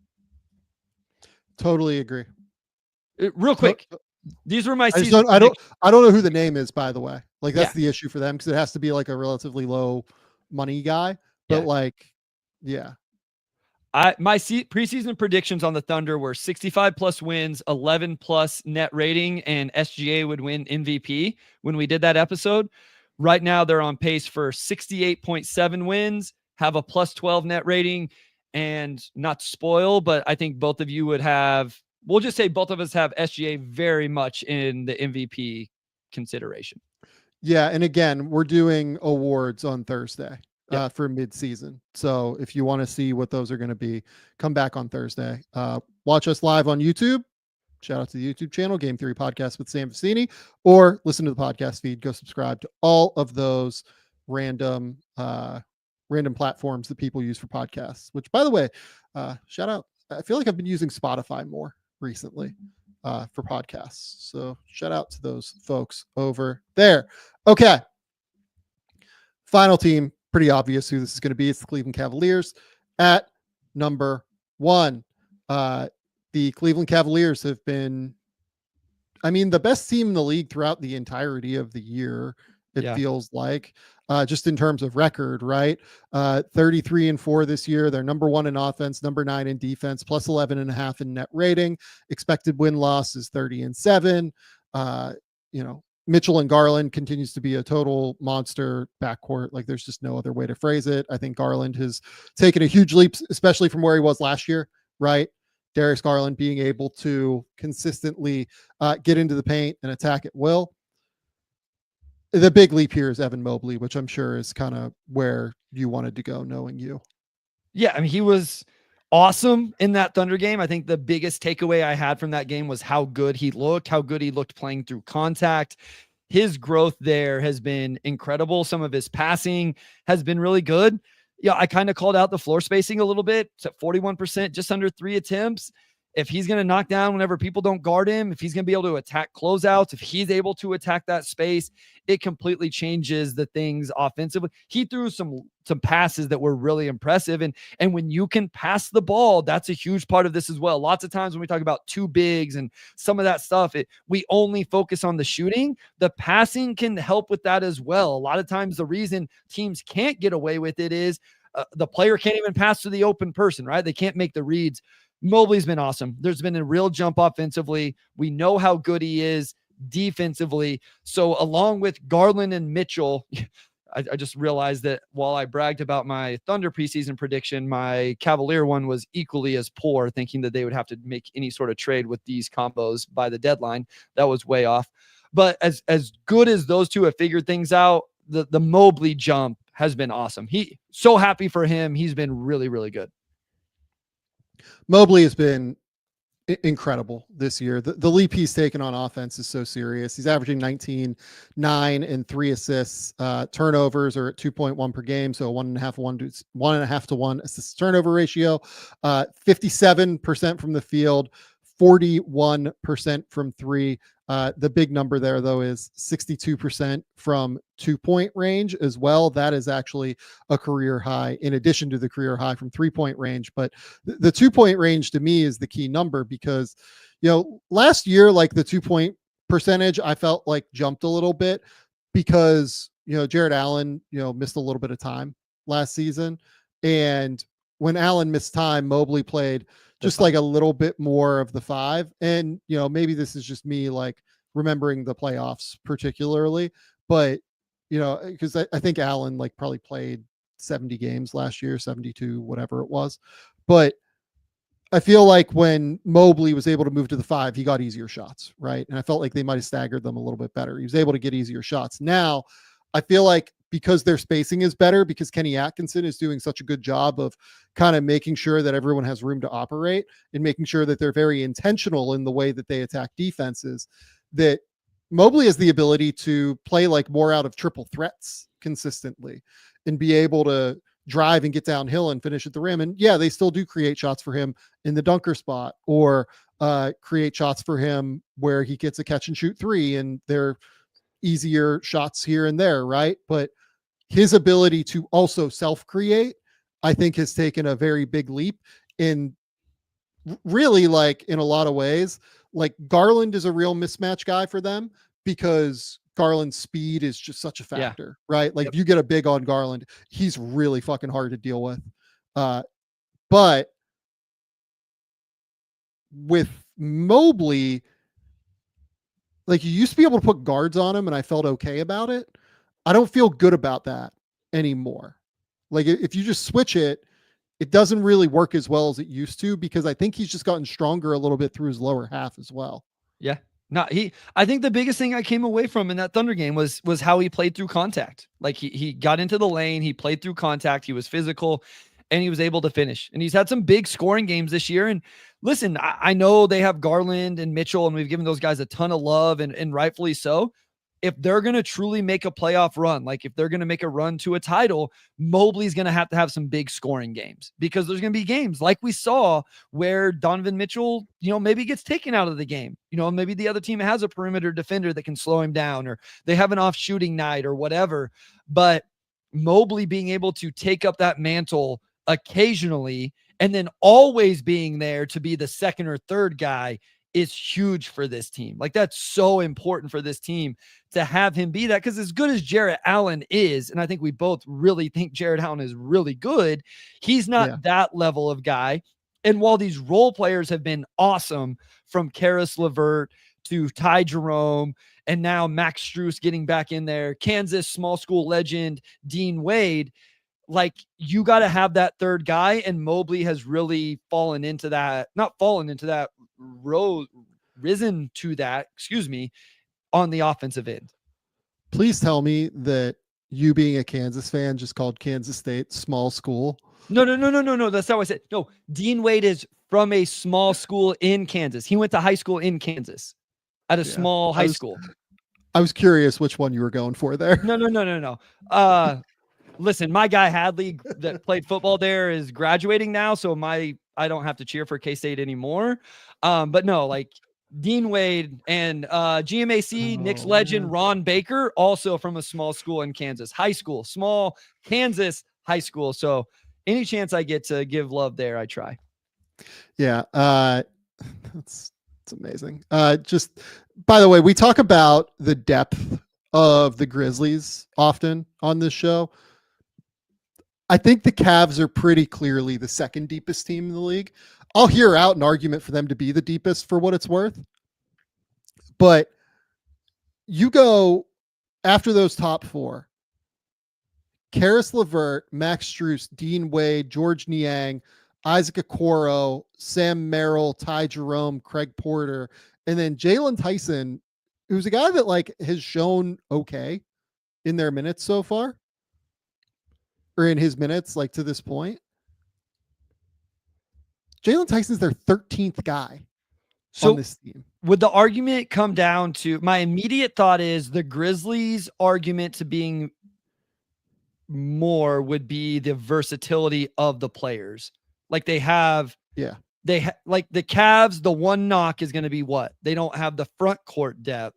Yeah, they don't really have like the backup 4 or 5 really. Like I guess Dean Wade, but like Dean Wade to me is more of just like a really big wing. Yeah, where the Grizzlies, they have all of Aldama and Jay Huff and Brandon Clark, assuming Edie starting with Triple J. Well, and like Vince Williams, who's going to be back, and Gigi Jackson, who's going to be back. So to round out the wing depth, and they have the guard depth with Scottie Pippen Jr. and Luke Kennard, and I mentioned LaRavia earlier. So I would probably give it to the Grizzlies just because you can't like even put a little like dent in it with, for Cleveland, you don't have the front court depth. Yeah. Yeah, no, but like we probably don't respect their depth quite enough. I mean, we've done, I think, a full episode on like their depth a little bit, but like Sam Merrill being one of the best shooters in the NBA, I know that like his numbers this year like aren't crazy, but Sam Merrill certainly gets treated as one of the best shooters in the NBA and comes in firing from 3. Like he takes 5 threes in 19 minutes a night. Like him being their 9th man or whatever, Ty Jerome being their 8th man, Dean Wade being a like spot starter at times because he's really useful, and Okoro being that like flexible defensive presence who you can have come in and guard like really tough opposing players. And like, look, by the way, Isaac Okoro is making like 45% of his threes this year, and you have to hope that that will hold up in the playoffs, that he just keeps making the open ones if you're going to leave him open, right? So, and then like Craig Porter like barely plays, it feels like. I thought Craig Porter, he was interesting definitely last year, backup, right? He's like definitely a backup guard. He's been really good this year when he's played. Like forget like last year, like the minutes where he's played this year, I think he's been wildly effective. It's just Ty Jerome's been so good. That's right. Like Ty Jerome, up until he got hurt, was like in the running for 6th man of the year. I think we had Ty Jerome as one of our 3 choices for 6th man of the year. 6th man of the year. Yeah, I mean he was 3rd on my list, or he was he was in the top 3 to 5 of the list. So they are so remarkably deep. They have the great, top 4, which gets all of the flowers, and rightfully so. I will say, like, they have been very healthy so far. Sure. They've played 37 games, and all of their top 4 has played at least 35 of those 37 games, right? And yes, obviously they were without Strus. Okoro has missed some time. I think that LeVert has missed a few games here and there. Dean Wade just always kind of misses some games here and there.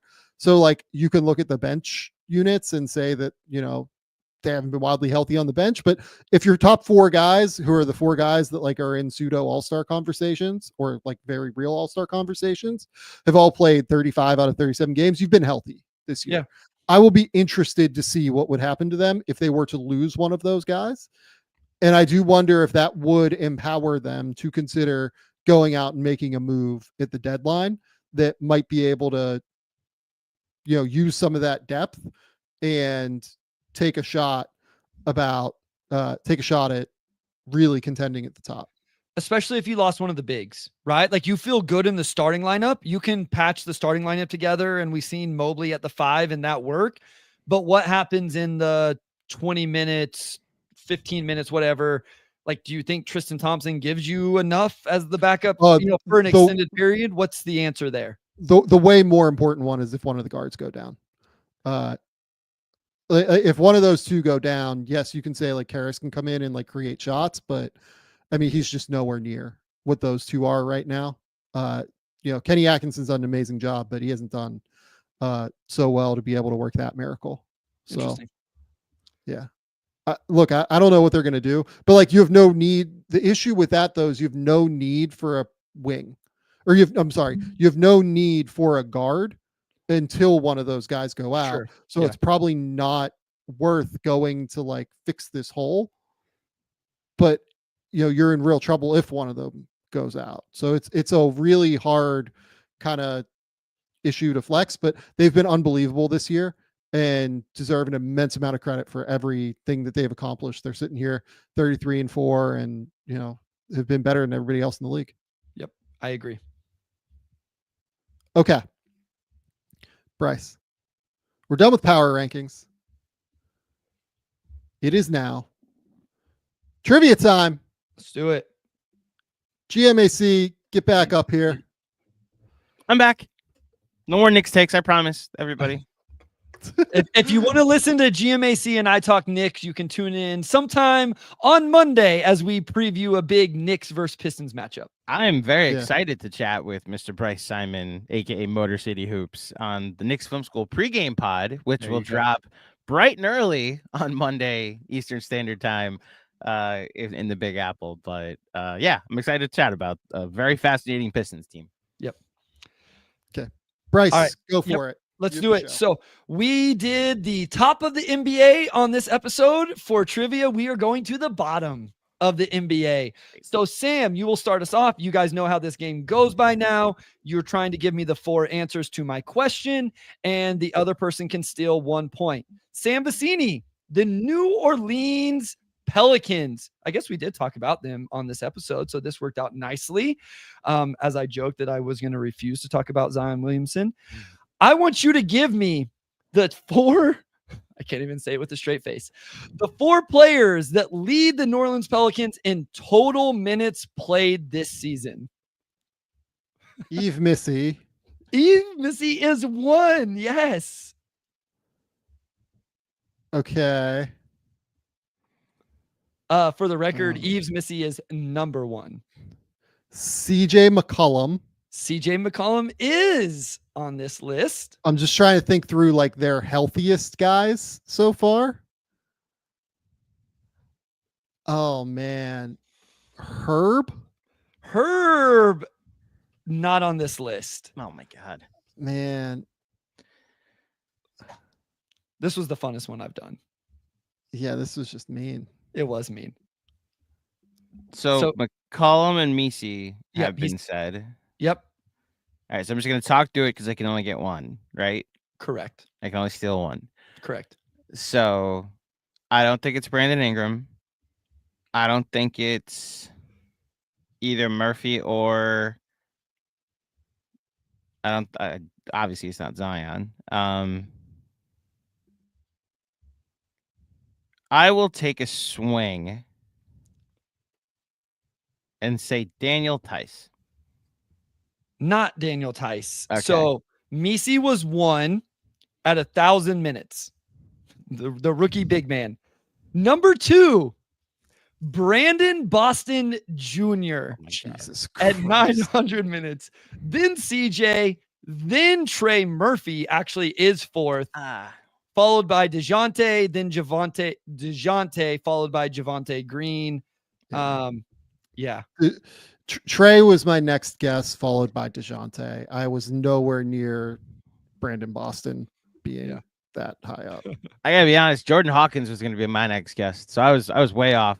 Honestly, there's not a lot of bad guesses. Like it's so jam-packed. So all right. So it is 2-0. Sam, you are up. GMAC, giving you a little bit of a fastball here down the middle.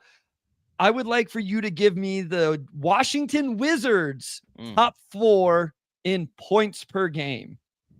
Points per game. Okay. Points per game. Jordan Poole. Jordan Poole is 1. Bilal Coulibaly.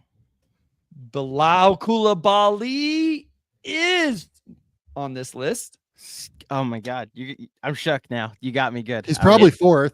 I'd say it's really okay. It wasn't as automatic as what you said whenever you said his name.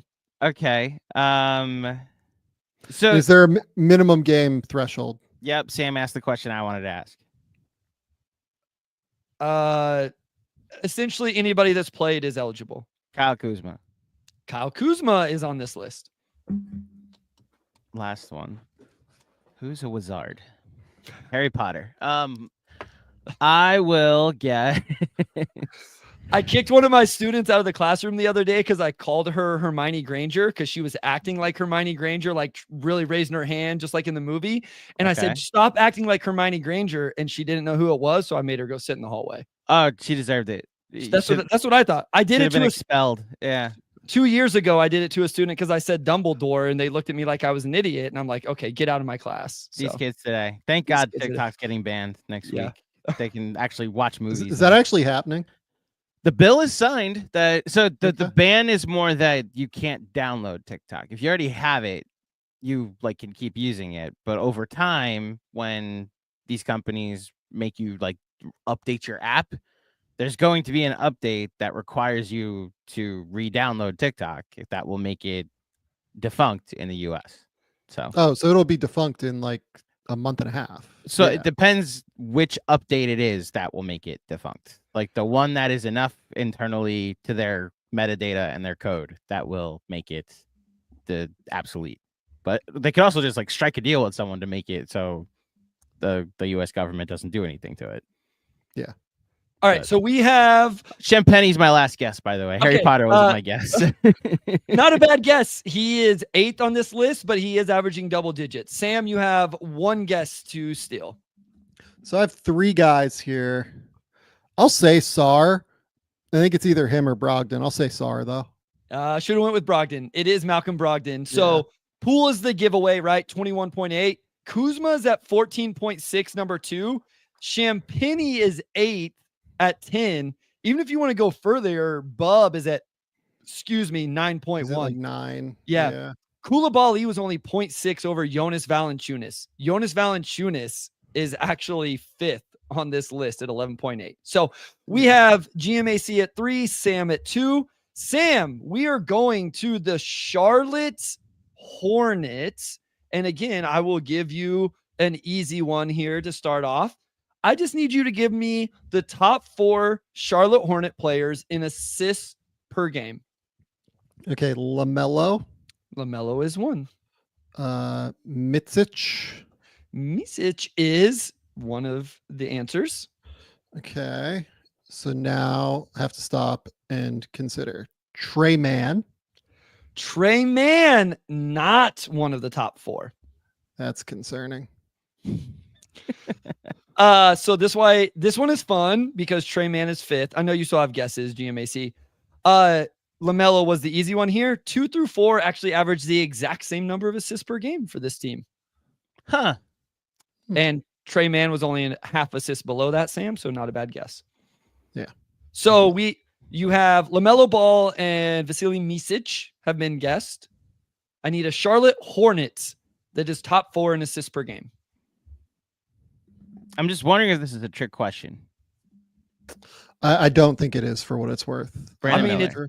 Okay, Brandon Miller is one of. I was like, Yeah. It's not Mark Williams. If you think that it's like, Well, it's just like Brandon Miller. I don't think of him as a pass. And I would guess that Miles is in Miles. there, Yep. right? So LaMelo at 7.3, and then Bridges, Micic, Miller all at 3.6. So, all right, GMAC, you are up. We are going to the Toronto Raptors, and I would like for you to give me the top 4 in total 3-point makes, not per game, not percentage. Total 3-point makes this season for the Toronto Raptors. This feels very difficult. RJ Barrett. RJ Barrett is one of them. Yeah. Grady Dick. Grady Dick is one of them. Those are the 2 that I would feel good about. There's one other one. Just sheer volume, I want to say Scotty, but he missed so much time that I wonder if that's the trick question here. I gotta remember who plays bench for the Raptors too. Not Bruce Brown, obviously not Pirtle, obviously not IQ. I'm gonna say Scotty, knowing that it might be wrong. Not a bad guess. He is only 8 total makes away from being on this list. Okay. Sam Vecenie. So mine was Ochai. Was the Ochai. 3rd name that I had. Yep. Oshai is 2nd. Good call, Sam. He scores backwards. Ochai is 2nd. Grady Dick is way ahead of everybody else. Yeah. Chris Boucher, actually 4th, has been on a heater. I originally created these questions like 2 weeks ago, and I like this one because Jamison Battle was one of the answers. But for what it's worth, that's actually where my mind was going for the 4th guess. Unfortunately, he has fallen out since we've done this. So, all right, we are on to round number 4, what it would be round 3 or 6, depending on, or 7, depending on how you want to look at it. We're only doing 8 this week, so we're halfway through already. Sam, Utah Jazz, 3-point percentage. You have to have taken, like, listen, I would just say like Kessler and Eubanks, if you just sort it, are on at the top, they take 0.1. Like all of these guys on this list, like take a decent volume. It's not a trick question in terms of volume. I actually need like volume. Okay, 3 per game. Okay. And it's top 4. Top 4, So Utah Sexton Jazz. Is my first guess. Sexton is on this list. Okay. Lowry is not on this list. Yeah, he has not had a great year, but also like they're playing dudes like Cody Williams and Isaiah Collier in these dudes. So like I just did not buy into Lowry not being in the top 4, even though he has not shot it well. I mean, he's at 37% on 8.5. This isn't a bad guess. It's just a few of these other guys have shot. Everybody else is over 40% on at least 3 per game, and 3 of them are on over 4 per game. Like it's not like it's like 2 per game. And okay, so he gave me Sexton. I have 1. So it's percentage, not volume. Yeah, percent. Sam just wanted to make sure it wasn't a guy that was like at 1.5. Okay. Yeah. All right, so like Jordan Clarkson's out. Hold on. I'll say John Collins. John Collins is actually number 1 here. So Yeah. the other 2 names are Bryce Sensabaugh and Johnny Juzang. Yeah, my next guess was Collins, and then I probably would have said Flip, honestly. Yeah, so that's And why Flip was why I was like, okay, I need like actual volume, because honestly, like I still don't know if Flip is taking 3 threes a game. No, it was pretty low. That was definitely a name. Okay, so I have GMAC 7, Sam 6. Portland Trailblazers GMAC total stocks, blocks and steals combined. Top 4 Blazers stocks. There's if you listen to me on this show, you should be able to get one of them. So Rob Will is the first one I'll say. Rob Will not on this list. All right, this is your chance, Sam. Hasn't When I tell played you enough Sam, minutes, yeah. when I tell you like the 0% of my NBA viewing habits have involved the Portland Trailblazers this year, unfortunately. Good for your mental health, Andrew. Thank you. Better me this year. Yes. So Tamani Kamara is going to be one of these guys. Thank you. Let me see if I can Tamani roll is it number, off. I get 1 number point, but let me see if I can roll it off. Yeah, Tamani's number 1. Avdia is my second guess. He's number 2. Okay.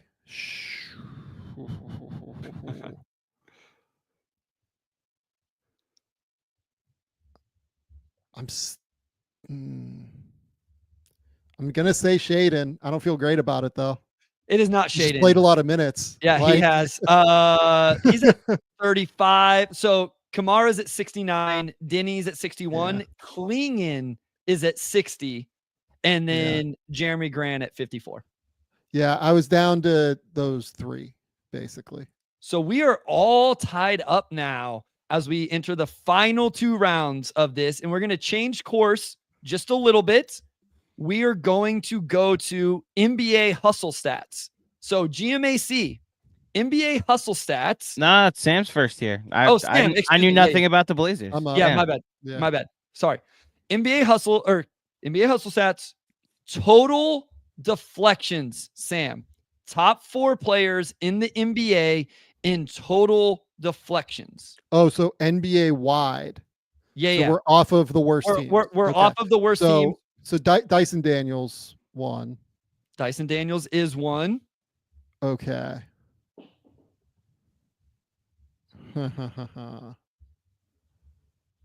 This is where this gets difficult. I'm between a couple of guys on Oklahoma City.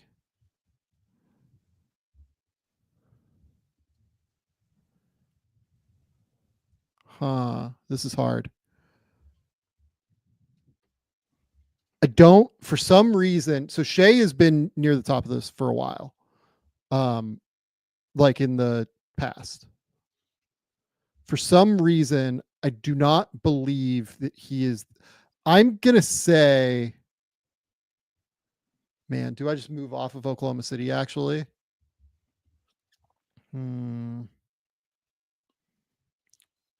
Yeah, I will. I will say Amen Thompson. That is not correct. Ooh, fuck. Amen was on my list of guesses. I'll say Shea. Shea, not on this list. Oh, Sam, Is it J-Dub? J-Dub was my other one. J-Dub is third on this list. Yeah. Fuck. His damn it. I overthought this. His Thunder teammate Cason Wallace is fourth. Yeah. Tied with Cason Wallace is the Aaron Fox. To back up my point earlier, Nikola Jokic is sixth. Second on this list, Kelly Oubre Jr. Oh, okay. Yeah, sure. I had a feeling there were multiple Thunder involved. Back-to-back Fridays of watching them deflect literally everything. I overthought that. I knew I should have. Yeah, that was bad on my part. Okay. Yeah. GMAC, you are down one. So I have three for the win is what it sounds like. 3 for the win. No, 2. Oh, yeah. 2 for the win. Well, if he gets 2 and then misses, then you can tie it. That's true. All right. Same thing. Hustle stats, entire NBA, charges drawn. I have laid this up for you. Well, thank he's got you. One in the book Jalen Brunson. Jalen Brunson. 1. Yes, tie game. Who's usually on this list with him? Yeah, I don't know if I have this even, Bryce. Fred VanVleet. Fred VanVleet not on this list. Sam, I do not have a tiebreaker, so we're gonna go back and if Sam doesn't get this, then we're just going. We'll just go. That works. Back and forth. That works. Next person to get one wins. Yeah. Oh man. I'm like really trying to rack my brain here. I mean, I'll go with. This doesn't sound confident. Well, I know he draws a lot of charges, but like the minutes this year have just been up and down. I'll go Pods. I'm so disappointed because I gave you guys that's correct. You win. Hey! Oh, okay. Vecenie. GMAC. What? Tim Hardaway Jr.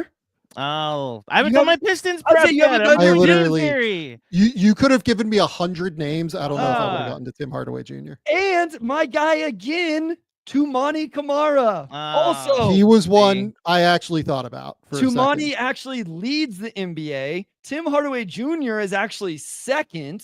And then Brunson, Pods, and Isaiah Joe is actually tied with Pods. Oh. Isaiah Joe would have been one of my guesses. Yeah, I'm the one asking the questions, man. I was trying to set this up. I was like, if you listen with the Camara, the Tim Hardaway, I thought you had done your Pistons prep. Not yet. The Knicks had a game, and then we had game theory. And now, after I finish, I will dive right into why I think they would be a team I'm afraid of if they get the 6th seed. Shout out Kendrick Perkins, voting Pods last year for all defense because he drew charges. That just means Tim Hardaway Jr. is going to make an all defensive team this year by Kendrick Perkins vote. Sorry, Sam, I took away your limelight there. Congrats on the win. Well done. No, Bravo. Okay. That was a good one. That was a good one. That was good. I enjoyed this. This was a very fun one. Okay. Final thing here. Recommendation corner. I have seen 2 movies and read a book. Probably more movies than that, but let's start with the good stuff. The book is The Heart of Winter by Kevin Barry, came out last year. Amazing, like Western romance book that features one of the funniest scenes of people tripping on mushrooms that I've ever seen in my, ever read in my life. It was amazing. One of the best books I've read in the last couple of years. It was so good. If you enjoy 200-page books that are just really, really, funny and also it was really good. I enjoyed it. Okay. Most importantly, movies. First, I watched Goodrich this weekend, the Michael Keaton movie. Have you done that, Andrew? Not yet. It's on the list. It's nice. Shout out Yeah. Hallie Meyer-Shire. Why didn't you ask me if I had watched it yet? Honestly, this is a Bryce ass movie. Have you seen Goodrich? Bryce ass movie. I have not. Yeah. So it's a movie where Michael Keaton, his wife goes to rehab and he has to take care of his kids basically all by himself. And then also has Mila Kunis, who is an older kid. And it's about like rekindling his relationship with her. And then also raising his like 9-year-old kids as like a 65-year-old. He's probably playing like 65, I guess, in that movie. Dad, really nice movie.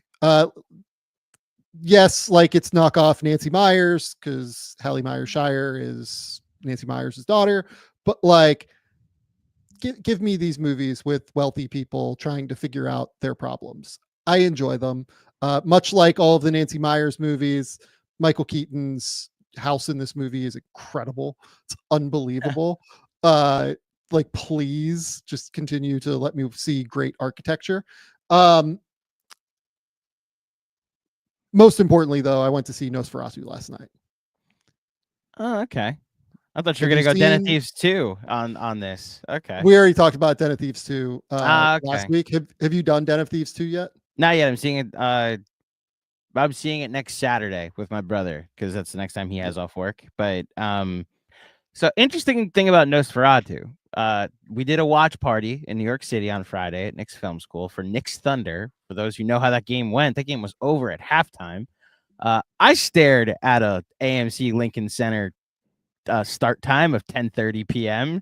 thinking that the way to follow up the Knicks getting blown out at home by the Thunder is to go watch Nosferatu, but instead I'm saving it for one night later this week.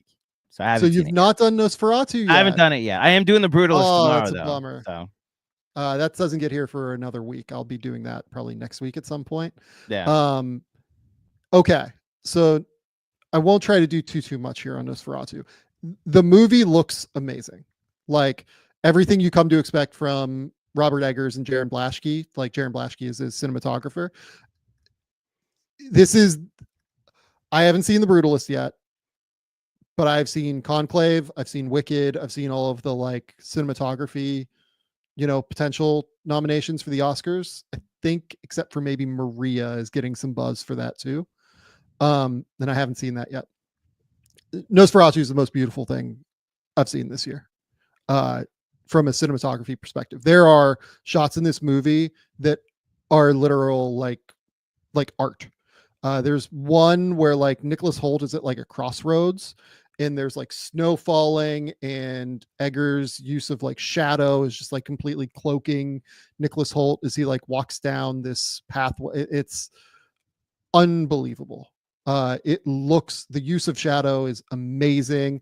I then actually watched the 1922 Nosferatu after, and you can see all of the things that Eggers is pulling from. I mean, it's a beautiful movie. It's beautiful. And I loved Lily Rose Depp. I think that she's getting like mixed reviews. I thought she was amazing in this movie. I thought that, yeah, like, I don't know if I want to say too much because you're going to see it this week, but yeah, it's probably going to end up in my top 10 to 15 of the year. And I've done, what am I up to? I think I'm up to like 85 from 2024 so far. So it'd be like in the top 10 to 15 that I've seen.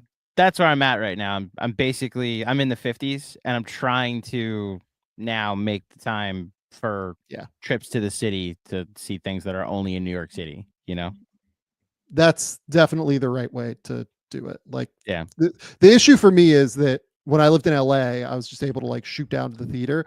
We had like two, one like pseudo like art housey, one that would get like all of the studio releases that were, best picture nominees and stuff early. And then we had like a big movie theater as well. Cause we lived like on Hollywood and basically like Fairfax-ish region. So like there are movie theaters everywhere, right where we lived. So we were able to shoot over whenever we wanted to see that stuff. And it's just, it's a bummer that it like The Brutalist hasn't been seen in a theater here yet, like in the country. Yeah. So I am very much looking forward to that 3-hour marathon that I will be doing. That would be a 4-hour marathon, sir. 3.5 with an intermission. Which it's 3.5 with an intermission. 3.5 which is part of the frustration for me to go see it, because it's not just go to the city to see a 3-hour movie. It's, do you have 4 hours to go to the city and carve out the time? So yeah. No, thankfully, Bryce and I are doing a pregame pod bright and early tomorrow, so that way I have all day to go to the city. So let's see. I don't think I've watched anything else in this time, because we've talked about Den of Thieves, we've talked about Wicked. I did watch. We talked about Sisters too. So I think that's probably everything I've seen recently. I'll see a few in the next few days, assuredly, just to be able to try and rack some things up. The thing I almost started today was soundtrack to a Coup d'etat, which is a documentary where I'm all for these random things. It is a little bit long though, so we will see if I get to that soon. Andrew, tell the people where they can find your work. Tell the people what's going on. You can find me and all of Knicks Film School. I'll start there. Wherever podcasts are available, over YouTube, on our YouTube channel, before, during, and after every Knicks game, and with coverage of the Knicks on off days as well. You can find Bryce Simon, as mentioned earlier, on the Knicks Film School podcast tomorrow with me. Previewing the Knicks matchup on Monday night against the Detroit Pistons. And then, of course, shout out to Game Theory. All of the, I don't know if it's still called Post Game Theory, but all of the higher quality film breakdowns that Sam Vecenie is now doing, scattered throughout the week, usually during the middle of your day. Something insightful will drop. So make sure you're subscribed if you're listening on the podcast. If you're watching this and you haven't subscribed yet, please do so. And then all the socials, Game Theory, Sam V. You know what to do. Subscribe, follow, rate, review, all the above. Help us out. Okay, so updates on Post Game Theory real quick.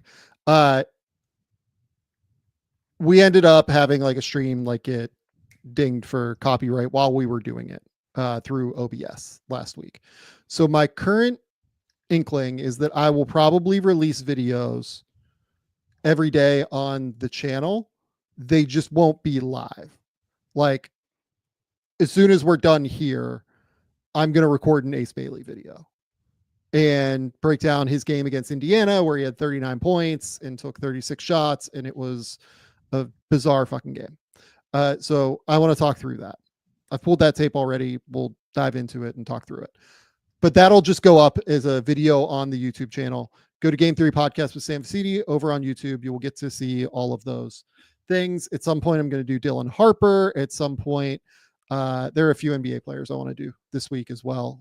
Tomorrow is going to be a fun tape day for me, where I kind of jump in and kind of run through everything that I need to run through from the last weekend. So that's where we're at on Post Game Theory. Bryce, tell the people where they can find your work. Yeah, at Motor City Hoops on Twitter, on Blue Sky. Don't subscribe to the Motor City Hoops Substack. Just if the Pistons play your favorite team, go read a post and an article. Don't subscribe.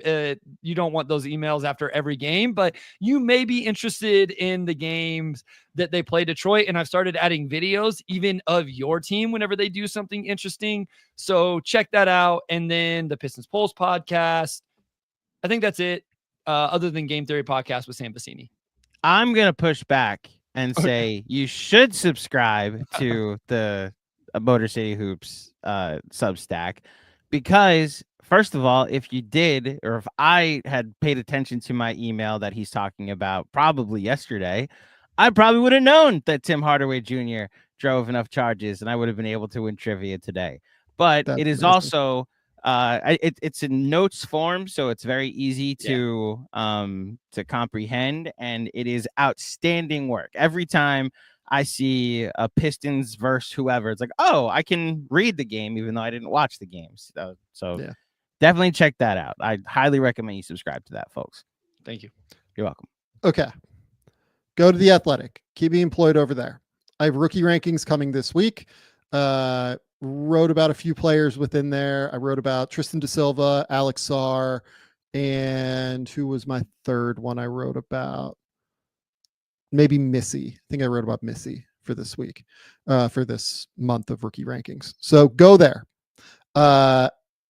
Trade deadline big board will either be late this week or early next week at The Athletic, and then we'll update that one more time before the deadline, obviously. But this update will be coming either late this week or early next week, depending on kind of just timing and everything like that. Ooh, yeah, I will have the Ace Bailey thing up on the YouTube channel. I will have probably a couple others up on the YouTube channel throughout the course of the week. That's about all we got here. So this is a long one, folks. 2.5 hours. Hope you all enjoyed it. Until next time, we'll talk soon.